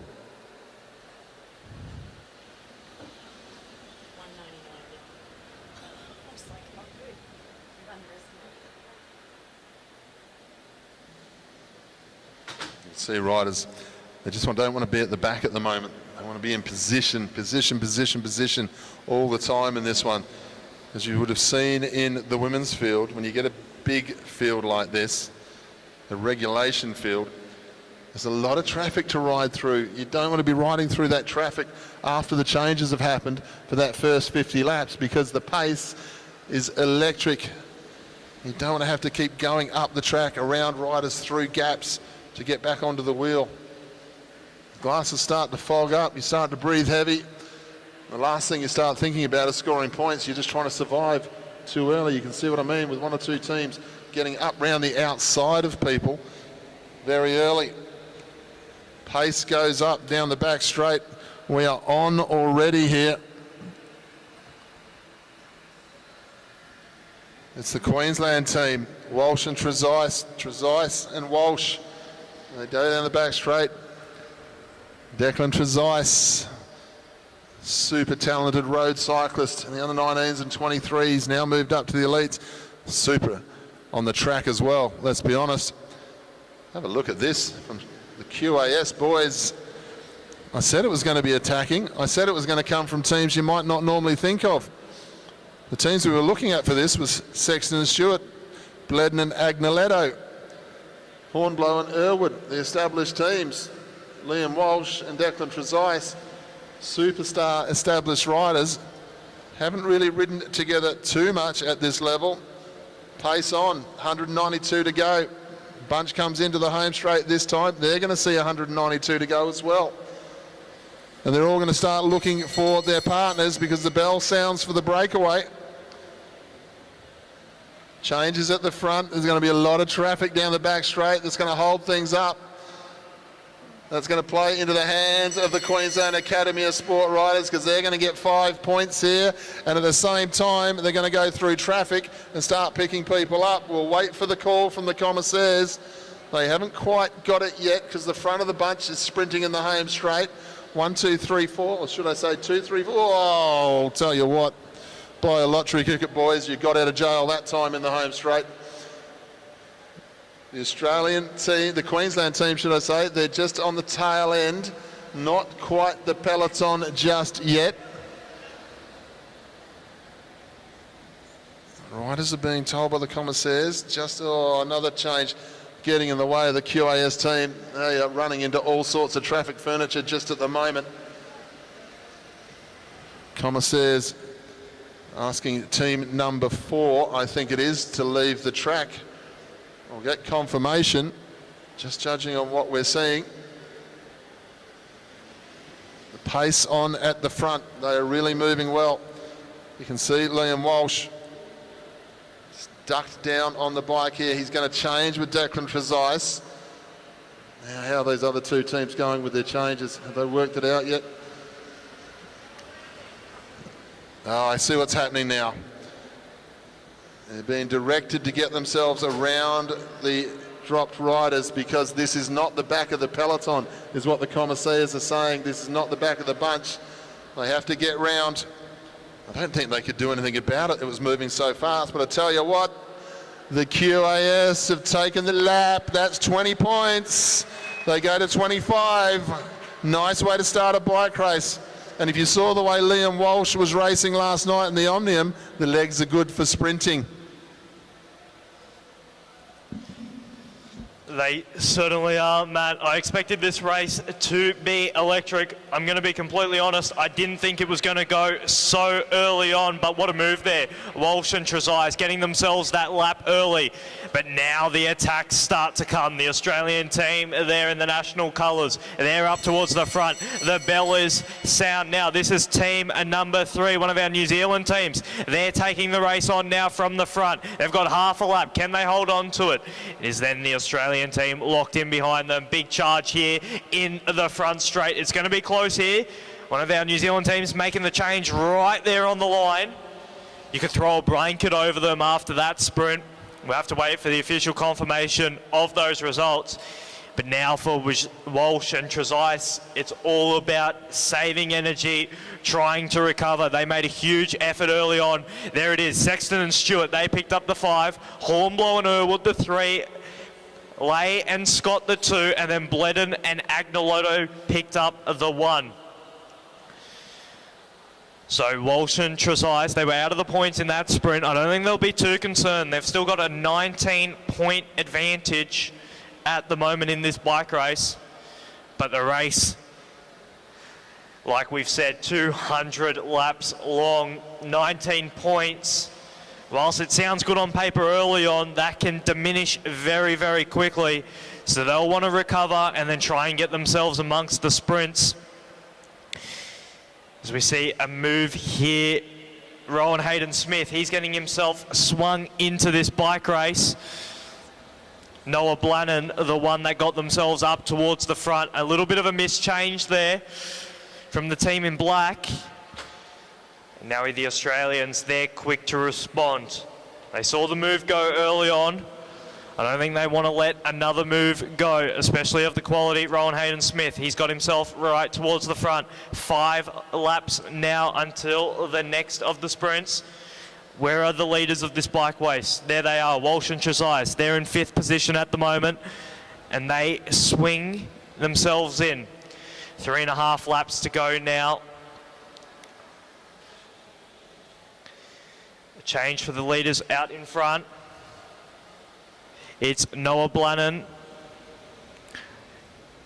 Noah Blannon, he's got himself a 20-metre advantage here. 2.5 laps to go until our next intermediate sprint. They've been active in the last 10 laps. They're trying to get themselves amongst the points. Team number 2, though, quick to follow them. That's the team of Bledden and Agnoletto. They've got themselves a point already. They're looking for more. Tucked in there, second wheel at the moment. What are they going to do with a lap to go until our next intermediate sprint? Still Blannon on the front. He swings in. Rowan Hayden-Smith. Over the top comes team number 2. Smith gets himself tucked in there in second position. It's still the Agnoletto and Bledden team, though. They're going to pick up the 5. Rowan Hayden Smith and Blennon the 3, and the change comes into the back straight now. Change in the back straight, change in the home straight with us. Good sprinting there from the Australian team, making sure they get the 5 points. Bledden and Angletto taking the 5. So you got Walsh and Trezise on 25. They're going to follow wheels now for as long as they can. Then Hornblow, Irwood, Sexton, Stewart, Lay, Scott, Bledden, Agnoletto. They are all on 6 points at the moment. Now, a 20-point lap is a beautiful thing to get, but we've got 168 laps to go. Puts you in a nice spot. It doesn't just stop the bike race for you. But it does give them an opportunity here now, the QAS riders. That's 2 sprints now that they've been able to have a bit of a break for. They can get involved in the next one. The legs would have recovered, 20 laps following wheels. That's the position you want to be able to be in. Miss a sprint, go for a sprint. You're 20 points clear of everything else. You've got the opportunity to be able to do this, and when you've got a man in your team like Liam Walsh, one of the fastest riders on the track, well, there's a good chance you're going to get yourselves 5s and 3s every time you go for the sprint. And the way he was sprinting last night in the Omnium, they're probably going to be 5s. Very impressed with a couple of the teams in here, the way they go in to do their changes. Watch Connor Lay when he comes in to do a change. He's in the bunch at the moment. And a couple of times you'll see his teammate. That was another good example of that from the Australian team. Teammate caught down underneath. How does he get out? Well, your partner just drops down in front of the bunch. Make everyone go around you. Then your partner doesn't have to find you. You find your partner because you've gone straight through the bunch. Good change in the back straight this time. We'll have 162 to go when they come to the home straight. 2 riders. Everyone in position. The leaders are all in position. Australia goes to the front again. They know they've got some catch-up territory to do. The QAS team back in 5th wheel, just following wheels.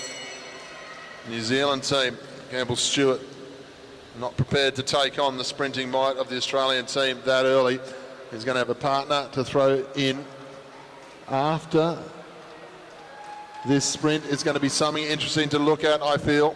The Australians go through, the New Zealanders go through, the QAS pick up 2 more points there. The Australian and New Zealand teams, they have a look over the shoulder and they realise there's a bit of a gap here. They're putting some pressure on these 2 teams. Fresh legs for Australia, which means they'll be doing turns straight away.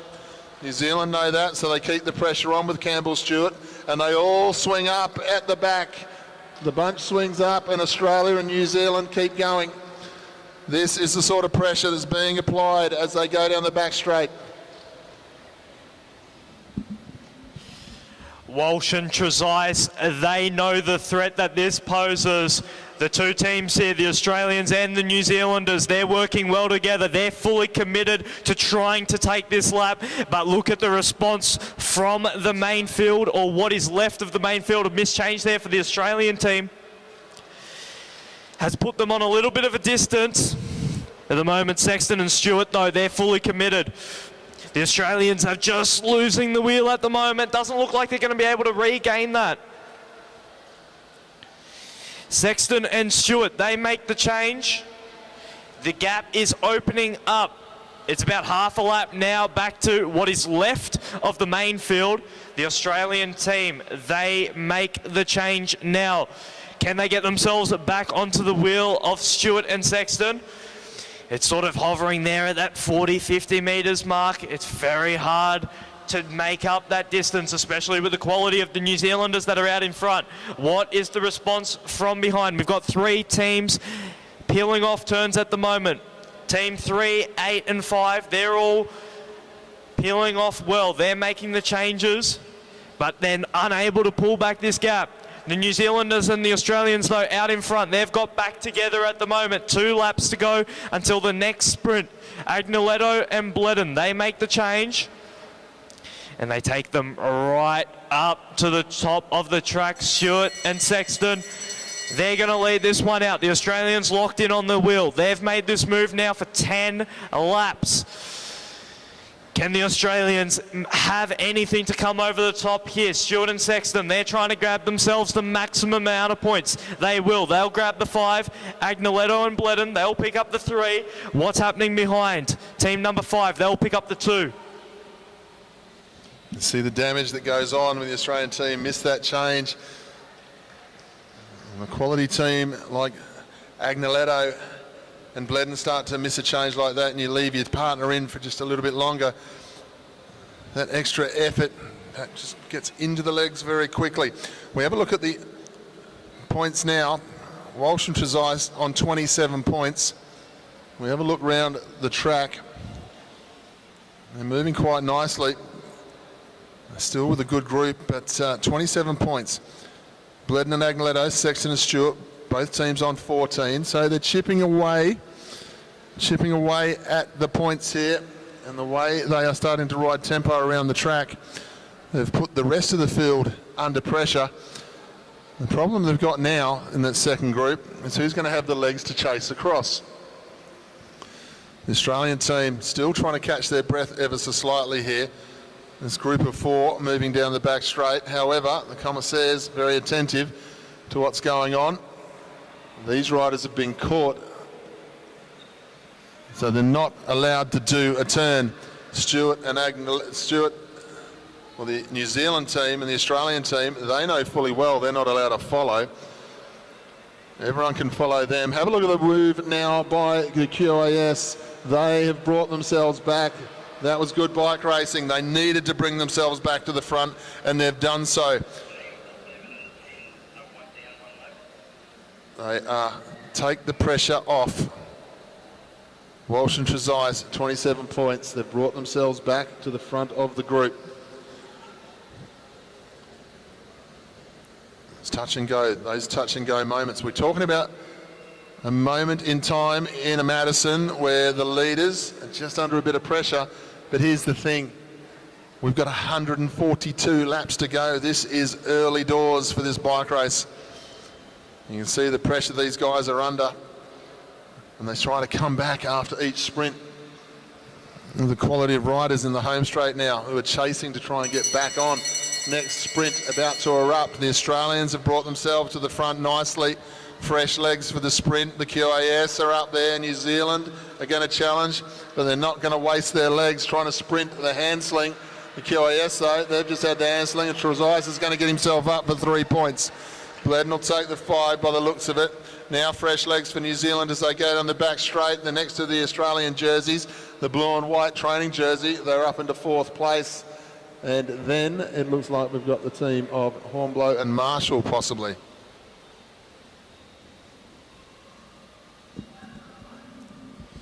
There's confirmation of the last sprint. Walsh and Trezise, the current leaders of this bike race, they got themselves the 3 points there. Very valuable. They've missed out a couple of times in the points. They've got themselves 3 points there. Big move. A little bit of traffic there to work with when Walsh and Trezise try to make that change. They get it away eventually though. So after that sprint, let's have a look at what the standings are saying. Walsh and Trezise, they still lead this bike race. They're on 30 points.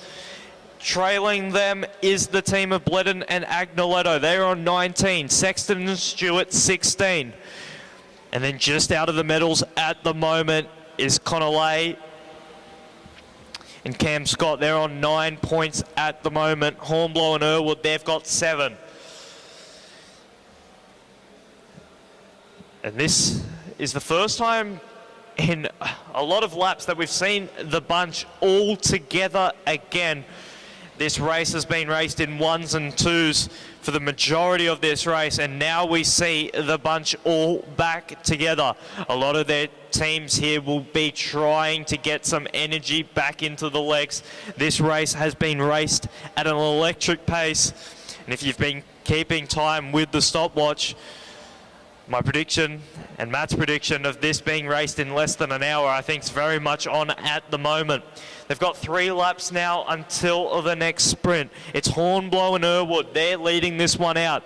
The other New Zealand team, team number 1, that's Sexton and Stewart. They're locked in second wheel. Where is the Queensland Institute team? They're a little bit further back, still in a good position though, as Hornblow and Irwood, they changed now. 2 laps to go. That's 500 metres until the next sprint. The New Zealand team though, they're coming around the outside. Agnoletto and Bledden, they're tucked in there as well. This is going to be a very fast sprint. The Queensland team a little bit out of position, but we know the sprinting quality of Liam Walsh, and look at him come. He's come from 5 wheels back. He's got himself up into second. Can he get onto the hip here to grab maximum points? At the moment though is the New Zealand team. Yes, Stewart and Sexton, they pick up maximum points, but Liam Walsh there, what a move. He was a little bit out of position coming into 1 lap to go. He picks up 3. Those are very valuable points there. Bledden and Agnoletto, they're amongst it as well. They pick up the 2, and then Lay and Scott, they pick up the 1. Great piece of sprinting there. Liam Walsh, well and truly showing he's got the legs. Got to go from position though. You don't want to use that energy when you don't have to. Good riding though. They're going nicely. 33 points. They lead by 12. Bledden, Agnoletto, then Sexton and Stewart on 21. Lee and Scott on 18. 10. And Hornblow and Irwood on 7. So much to play for here. A number of riders are going down laps left, right and centre. Jameson and Watson Palmer, they haven't scored any points, but they haven't lost a lap either, so they're doing a very nice ride. Always be careful of the secret riders who just follow all night long. They can still get amongst it if they suddenly flick off the front and get a lap out of nowhere. Try and score themselves at 20 points. The leaders go through, the team leading anyway, on the track at the moment is Pawson and Morton as they head down the back straight. And they are minus 19 points at the moment. So there's not going to be too many worrying about them. If they suddenly got their lap, and take some points away from people who need them as well. Lined out, nice easy change there for the team of Irwood and Hornblow as they go to the back of the field. They've got 122 when they come through, no, 123 when they come through this time. The Australian team coming to the front, team following them through, sitting quite nicely. Jameson and Watson Palmer, team number 7. The Australians stay on the front this time. The leaders on the track, team number 4, they head towards the back straight. So at the moment the 5 points is gone. Irwood and Hornblow, they want to get themselves up the front. A little bit of a slow change, but they're doing nicely. The Australian team, they put themselves on the front. They want to get part of these points. There's only 3 points on offer for this sprint. They look comfortable for it though as they head down the back straight. They're going to get a challenge here because Connor Lay is coming from the clouds. Has a look over his shoulder. Is he going to challenge for the other point? Doesn't look like he will. The Australian team picks up the 2. And then finally, the team of Jameson and Watson Palmer, I think, may have got themselves a point that time. They did, they got 2. So now they get themselves on the board. Talk about them, and it suddenly gives them a bit of confidence. They head towards the back straight. We aren't at a halfway mark yet. 119 laps to go. We've only been going 21 minutes so far.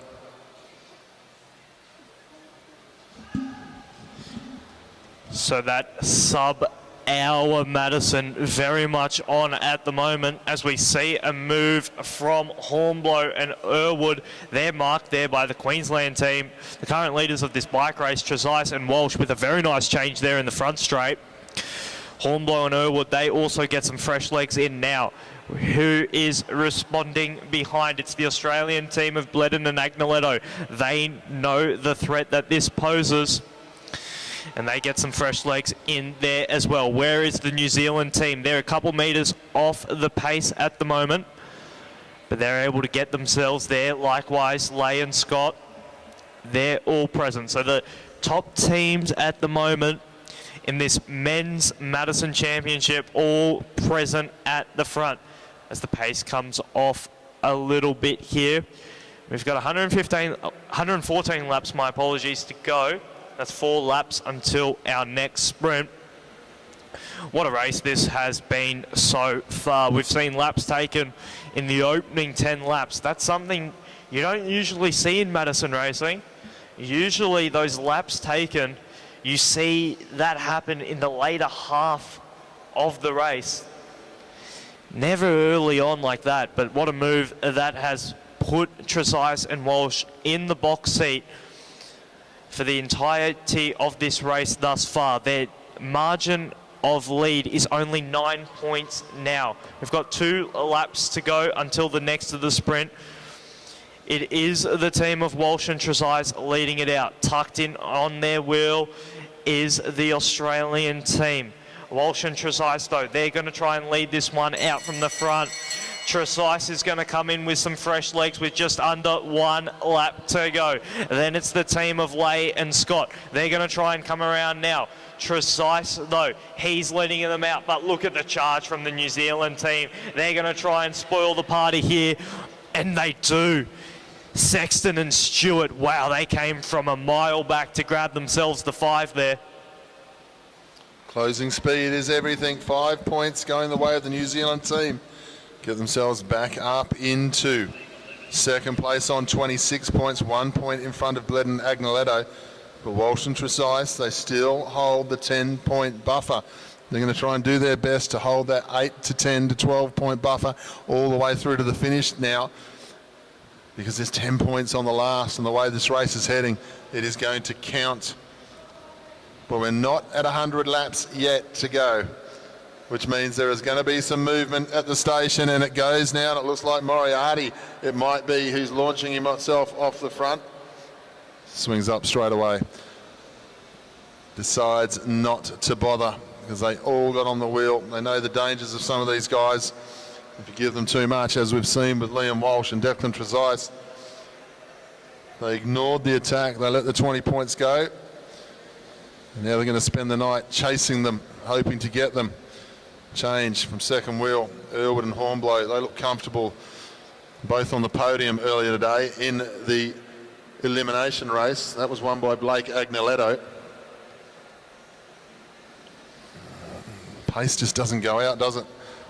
It's not lined out, but the pace just does not drop. See the change now in the back straight in the middle of the bunch.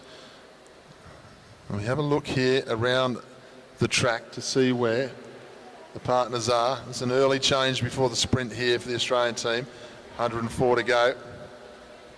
Keep an eye on the teammate that's about to go up onto the fence. Get the feeling you might see him before the next sprint.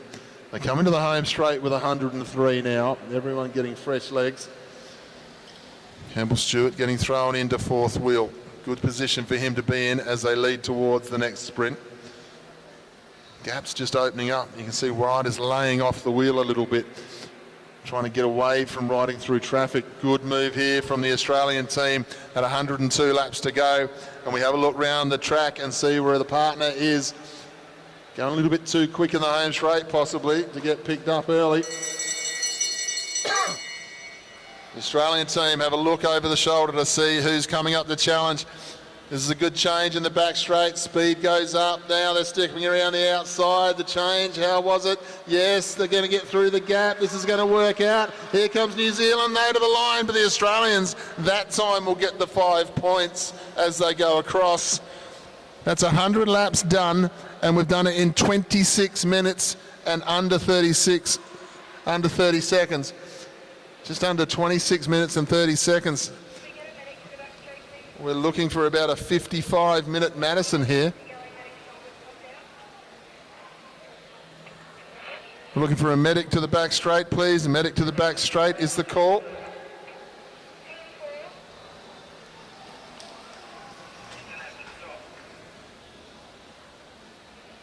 We go down the back straight. Just a little bit of confusion in the centre. Just calling on the medic. Commissaires are asking for one of the medics, please. Now we go back to the bike race. 97 laps to go. The QAS go back to the front. They lead the way still. 38 points and 30 points to Bledden and Agneletto. Sexton and Stewart, 29.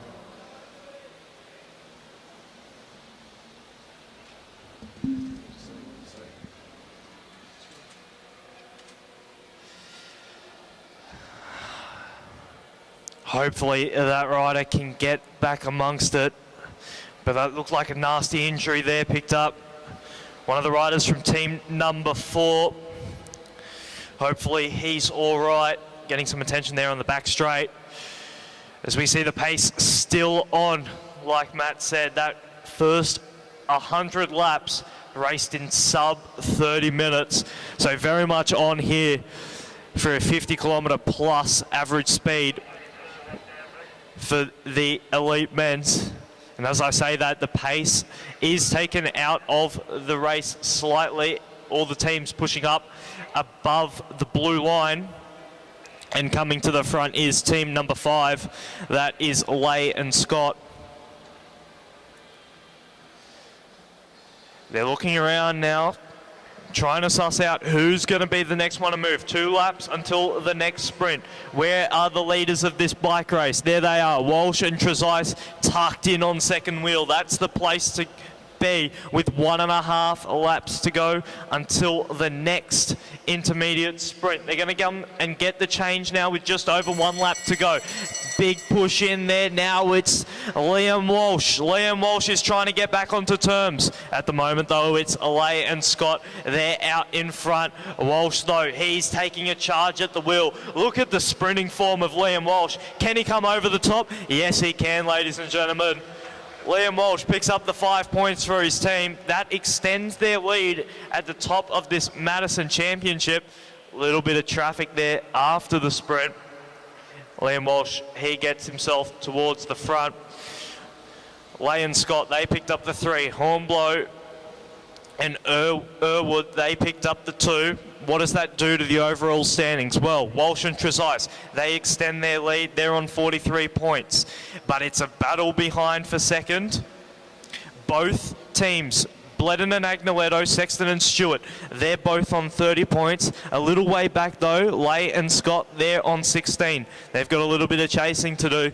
But Walsh and Trezise, after that early lap gain, they've recovered and now they're winning sprints. That's a very dangerous sign for Bledden, Agneletto, Sexton and Stewart, because we know the sprinting caliber of those 2 riders.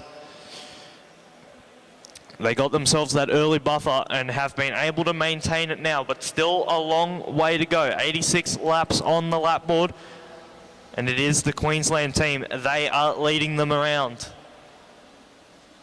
See a little bit of a change in the bike race all of a sudden. This is the first time they've slowed down for about 50 laps. That is going to play into the hands of the Queensland team. It's also going to give opportunity to 1 or 2 riders just to let the legs go slightly supple for a couple of laps and then try and attack. And here we go. Pace slows down, attacks start. This is what the New Zealand team will be looking for. They want an opportunity for the pace to go out, because if the pace goes out, they can attack. People will come across in 1s and 2s, and people will also swing up, saying that they don't want to chase. And that's what they need to have happen, because they trail by 13 points with 83 laps to go. Second to the Australian team's Connor Lay, the strong man of the bunch. Once upon a time, Connor Lay would be able to get off the front quite easily. There's a big target on his back now. He still goes the same. They just react to him straight away these days. That's the difference. But on his day, it doesn't matter how quickly they react. They can't do anything about it. The team of Hornblow and Irwood into the back straight. They're going to come into the home straight again. The bell is going to sound. New Zealand are in the box seat. Australia are up on the wheel, trying to get up round the outside, but they're going to dive in and take the wheel and get the points here up into second, unless they can run home up the home straight. Points are important. New Zealand are strong from the front. New Zealand, Australia. Then we've got team number 3 and team number 5. Now the pressure goes on again down the back straight, because Australia are going to pick up fresh legs. Do they want to go on with it? Yes, the pace stays on. They're going to make everyone chase across. The QAS, they swing up. They can't close the gap. They've got to swing up. There's new fresh legs at the front again from the New Zealand team.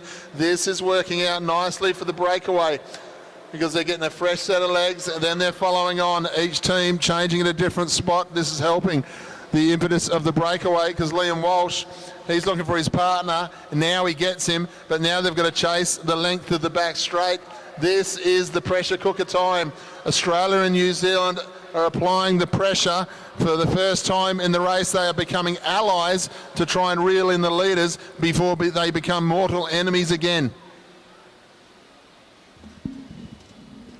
Yes, they are, Matt. We saw this pairing go off the front a few laps ago. There was a mischange, though, from the Australians that time, which brought it all back together, but they looked dialed in. But Walsh and Trezise, they're fighting this back. The gap has been pinned around that quarter of a lap, and now it is Liam Walsh. He's doing his job to try and pull them back. The gap is closing, ladies and gentlemen. This has been a huge effort here from the Queensland team. They've got some assistance from the rest of what is left of the peloton, I should say. But they looks like they're going to pull back this leading duo. So just a little bit of incohesion, and there the wheel drops again for the Australian team. Stewart and Sexton, though, they're not waiting around. They're taking this race on. The New Zealand team, they're putting in some fresh legs now, ladies and gentlemen. Bledden and Agnoletto, they're going to have to work to get back onto this wheel. This is what we saw last time happen, but this time the gap is even bigger than what we saw before. Agnoletto and Bledden, they're going to make the change in the back straight. Sexton and Stewart, they've already changed. They've got just over one lap to go for this intermediate sprint. It's going to be Stewart and Sexton going to take out the 5, Bledden and Agnoletto the 3. What is the response behind? Trezise is still fighting, but the gap is up to half a lap now. Oh, I think I spoke too soon. The Australian team, a late charge there. I'm not sure if it was enough to pick up the 5. The New Zealand team, I thought they had it under wraps. The Australian team, a late charge there. What does that do, and what were the results there in the official results? But they're not too concerned about those 5 points. They want the 20.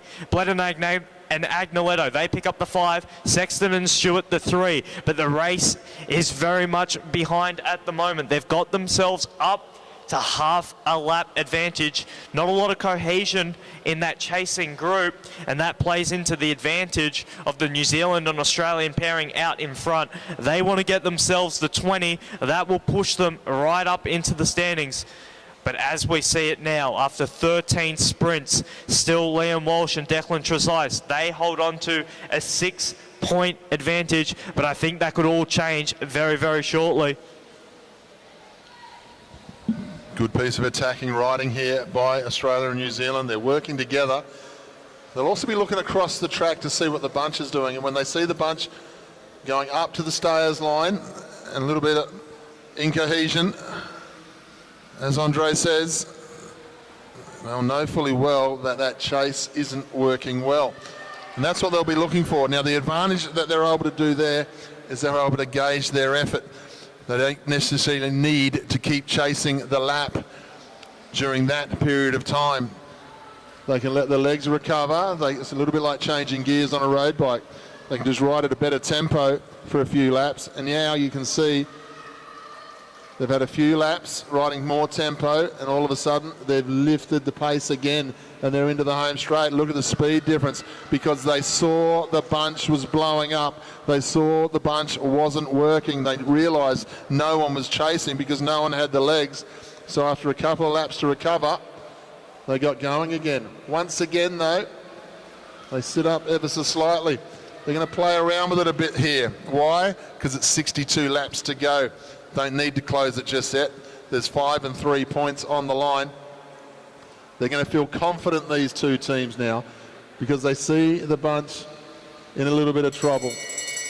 New Zealand and Australia. New Zealand know the legs of Australia are very, very fast. They just got rolled for one set of points. They go down the back straight. They're going to get rolled for another set. They're going to do a change into the home straight here, the New Zealanders. They're going to get the 5 this time. It's a yo-yo effect. 5 points New Zealand, 3 points to Australia, and they're going to roll up to the back of the bunch, these two teams, and they're going to take the 20 points, and they're going to go the other side of 60 points each of these teams and go to 1-2 on the scoreboard. And it's going to be led by Sexton and Stewart very shortly to Bledden and Agnoletto, with Walsh and Tredice for the first time in 140 laps. They will be in third place in this bike race. A little bit of a changing of the guard situation here in the men's Madison. There's confirmation of the lap gain for team Sexton and Stewart, as well as Bledden and Agnoletto. So with that, 20 points. What does that do to the standings? 2 points difference now. Sexton and Stewart, they lead the way to Bledden and Agnoletto. Trailing them now, Walsh and Tredice. They're on the back foot for the first time in this race. They trail by 17 points. But behind them, Lay and Scott, they're on 19 points at the moment. So you'd have to say, with 56 laps to go, there's really 3 teams in it. And as I say that, one of our other New Zealand teams, they're launching it from the back. This is the team of Hornblow and Irwood. We've seen them on the attack a few times today. Nothing yet has stuck for the lap game, but they're not going to wait around, and they're not going to finish this race wondering what if. They're taking this race on. What is the response behind the Australian team? They've just made a huge effort, and they've got themselves back to the front. They don't want to just gain a lap and then lose a lap to another team. This is Bledden and Agnoletto. They're going to put some fresh legs in here, but the New Zealand team, look how strong they're looking, ladies and gentlemen. They've got themselves a quarter of a lap advantage.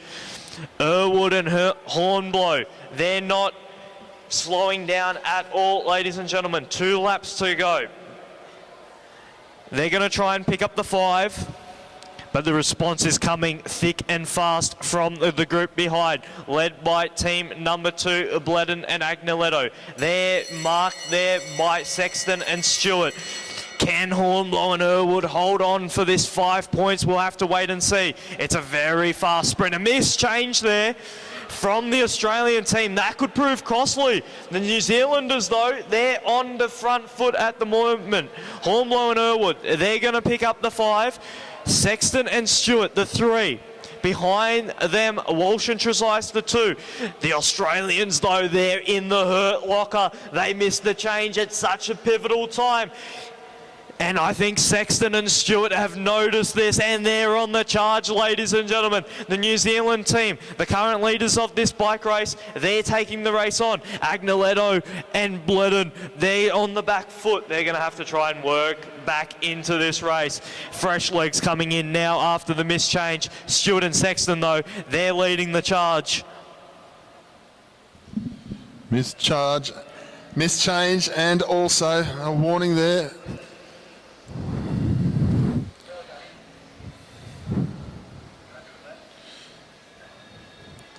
So the commissaires, plenty to look at. Inside 50 laps to go. The last 50 laps of this Madison. Well, let's see what happens over the next part of the bike race. The riders are clamouring their way back across.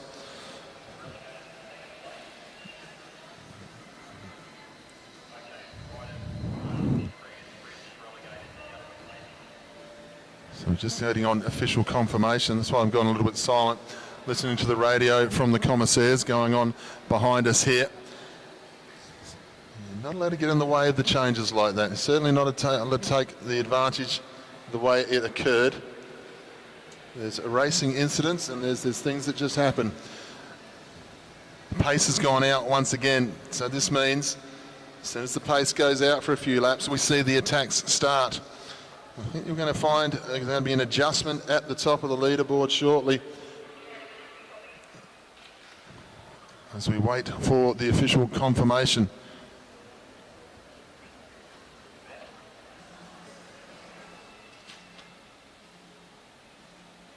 This one. Sprint right, team Rumble 1 were relegated from the sprint places second, team 2 dangerous riding. So on the previous sprint, team number 1, Sexton and Stewart, were relegated to second for dangerous riding. So the points going the way of the next team. So they were relegated. We go to the next sprint now. There's only 1 point between them.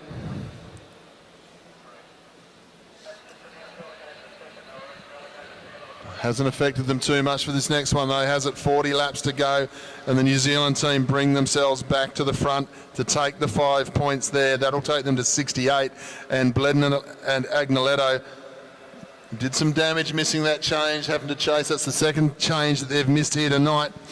Now they trail by 6 points to Sexton and Stewart. How these bike races can change. We saw it in the women's race with the South Australian team looping off the front and getting the 10 points, putting themselves into the bronze medal position right on the last sprint after being 4th all night long.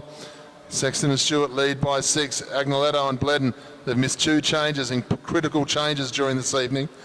They're on 62 now. Walsh and Trezise sitting pretty in the bronze medal spot. They've had a great night out, and it was a great opportunity what they did with 37 laps to go.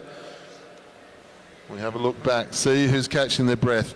A bit of a conversation between the Australian team there. They'll be geeing each other up. They know they've got the legs to sprint. They know they've got the class. But I tell you what, the team of Stewart and Sexton, they've got 1 warning now showing up against their name. They are a tough team to go on. There's a problem there with one of the other Australian teams. I think there's a pulled foot there for Connor Lay. He's got some problems with the bike, just trying to get his foot back in here. It's near on impossible sometimes with a fixed wheel bike, especially at the pace these guys are going. Now he's got it back in. Looks like his teammate Moriarty's back in the bunch. They're going to have to make a decision of whether they changed or whether they didn't. They go to the back straight again this time.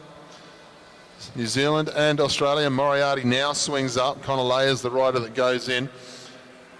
Australia into the home straight. Then we've got Marshall Irwood, Campbell Stewart, Declan Trezise about to get thrown in by Liam Walsh. Connor Lay up onto his wheel. 7 teams in that front group. Everyone else clamouring to try and get through, but the chase looking good. As our leaders come into the home straight, they're going to have to get round some traffic there. Breakaway is just going nicely. Now they're laying off here. Laying off for the points. This is intelligent bike racing. More points on the way. The leaders into the home straight. This is good bike racing. We're seeing it beautifully done here. 32 laps to go. The break just lays off. Australia come to the front. Points going away.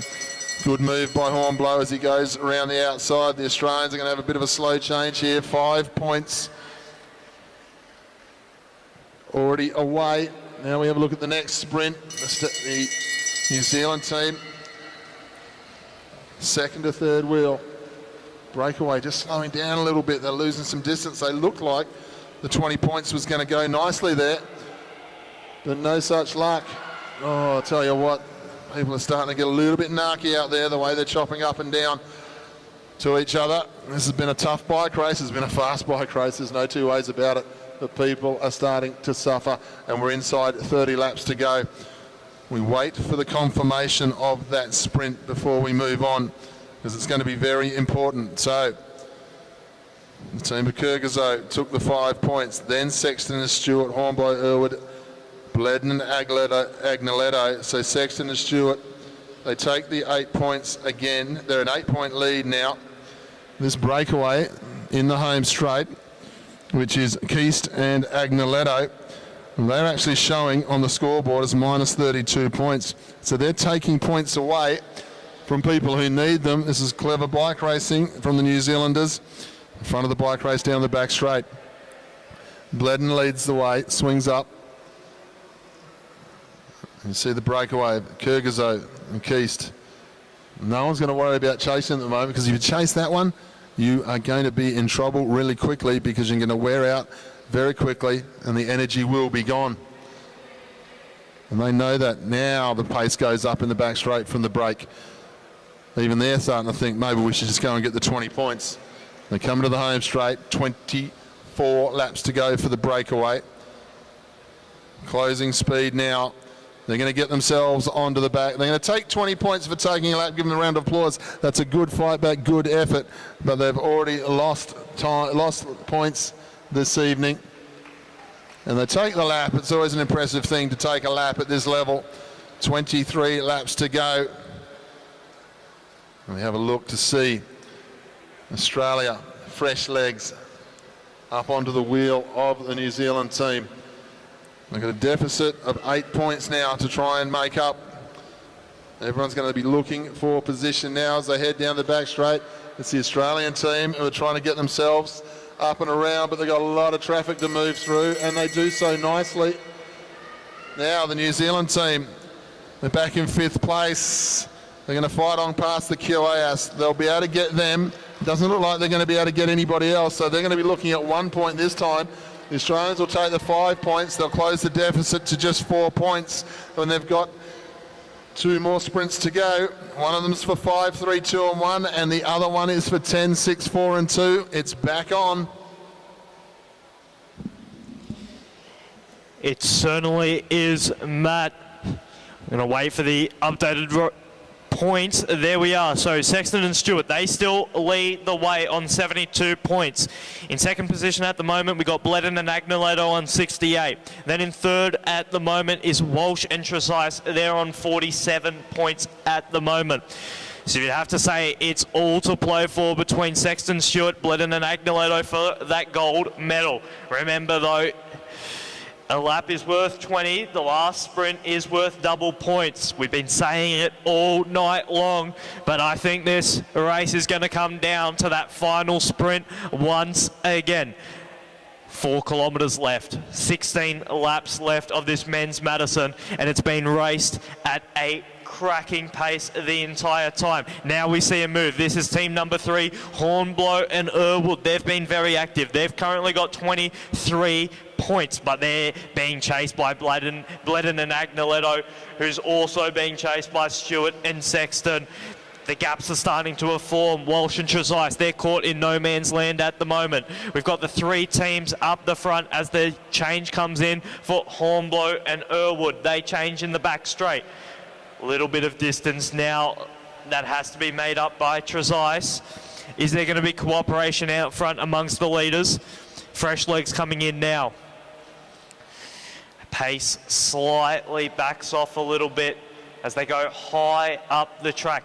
The New Zealanders, you can see here, they're marking the back wheel of the Australians. They know that they are the threat here for the gold medal position. At the moment, the New Zealanders, they've got a 4-point advantage. That's certainly not enough to just rest on it at the moment. And now Walsh and Tresice, they get themselves back up to the front. They were the leaders for 160 laps here today, and they're not going to die wondering here. Walsh is leading it out. He's got Tresice now. That's going to swing in. They swing in with 1 lap to go for our sprint. Agnoletto and Bledden, they're present, but Stewart and Sexton, they come right over the top. Look at the pace here from the New Zealanders in the back straight. They've got 15. They've got 20 metres now. They're going to pick up the 5. It's going to be a close contest for the 3. Agnoletto and Bledden, they pick up the 3. Still in it. With 1 sprint remaining, though, it's going to be all to play for. That was an important sprint to win for the New Zealand team because they're going to extend their lead now to 6 points as they go through now into the final 9 laps. A 6-point difference puts all the pressure, it takes the pressure away from New Zealand now. Even more pressure now goes to the way of the Australian team. It's been a great contest this. The ride by Walsh and Tresice at the start of the evening. They sit comfortably up in 3rd place, and now other teams are going to come to the front and they're going to start trying to take the points because of the number of teams who are minus points in this bike race, and the fight seems to have left 1 or 2 here, and how can you blame them? 7 laps to go. Walsh comes to the front, 7 laps to go, which is just under 2 kilometres. So less than 2 minutes of racing, and we've only been going 51.5 minutes. This has been a very fast bike race. It's been faster in the second half than the first. The breakaway down the back straight. Teams just looking for the kudos of getting points to the finish. We look back to the main field. The three teams that we're going to pay attention to is the team of the QAS colours, Declan Tresice, and then he has got Tom Sexton, and he's also got the Australian team who are going to change in the back straight again. The three standout teams here. The two Australian teams have gone nicely, but they've not been able to do anything in the end about the might of the black skin suits of the New Zealand team. They head down the back straight, they pick up pace. Here's the leader of the bike race as they go through. Team number 6, then team number 11. The Australians are leading hard. They're not going to go down without a fight here. They head down the back straight. New Zealand have got them reeled in comfortably. The QAS team, the legs are falling off just a little bit, but they've got the bronze medal secure. They'll change and move up into the second position here, Australia and New Zealand. But the leaders on the track come into the home straight for the 10 points and 1 lap to go. Australia and New Zealand chase out after the leaders. They're not going to get the 10 points in the last, but New Zealand, they want to get up round Australia to show that they won the bike race. They come into the home straight, 10 points are gone. Australia, can they get the 6? Yes, they will, they'll get the 6. 4 points to New Zealand, 2 points to the remainder. But put your hands together, ladies and gentlemen. For Tom Sexton, Campbell Stewart, they've put on another display here on the Anna Meares Velodrome. A superb ride. Well done to Blake Agnoletto and Oliver Bledden. And put your hands together for the local team. Declan Tresice and Liam Walsh, after taking the lap early in the evening, they finish with the bronze medal. We'll be on to the ceremony of the medals very shortly.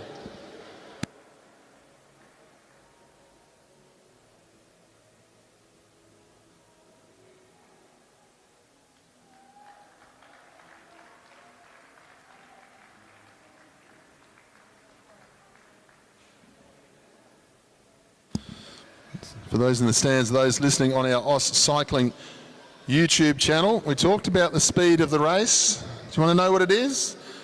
53 minutes, 10 seconds, 56.41 kilometres an hour for that Madison there tonight. That was fast.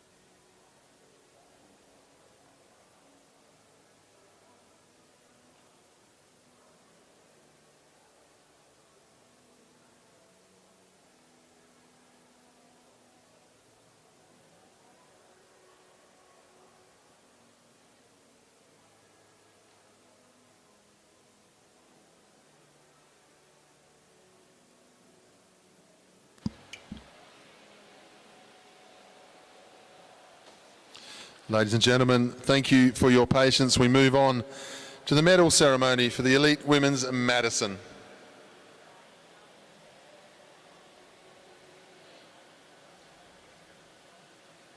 To present the medals and jerseys, please welcome Olympic Madison champion Brett Aitken.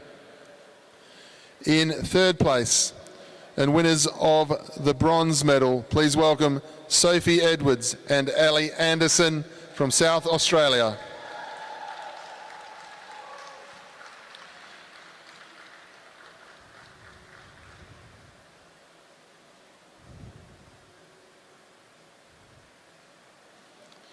In second place, and winners of the silver medal, please welcome Riley McMullen and Emily Shearman representing New Zealand.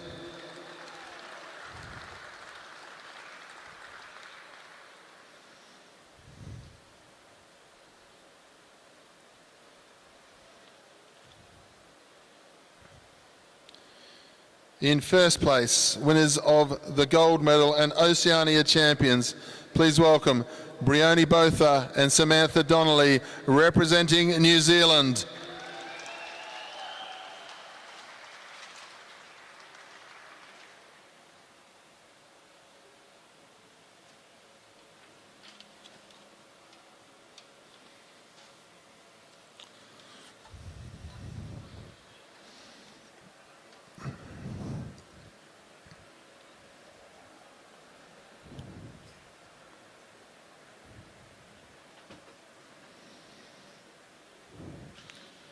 Ladies and gentlemen, please put your hands together once more for our Women's Madison podium.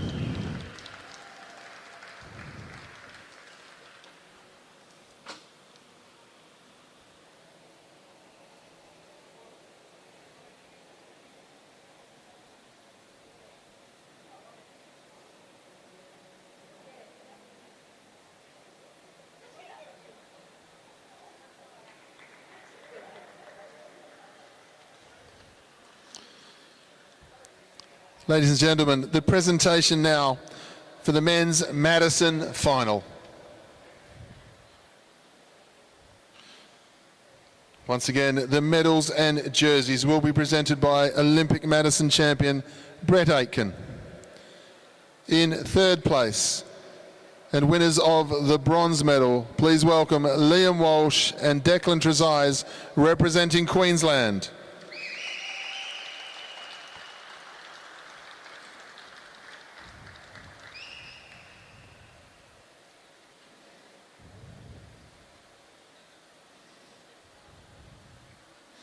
In second place, and winners of the silver medal, please welcome Oliver Bledden and Blake Agnoletto representing Australia.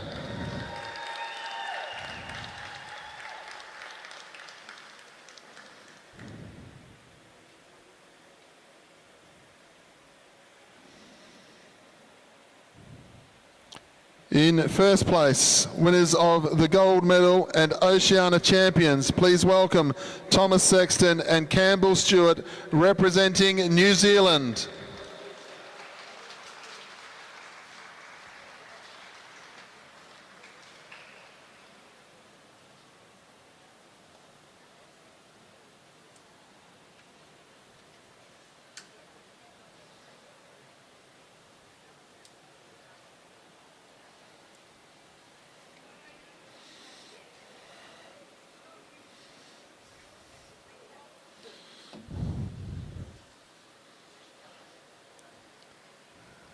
Ladies and gentlemen, once again, please put your hands together for our champions and medalists.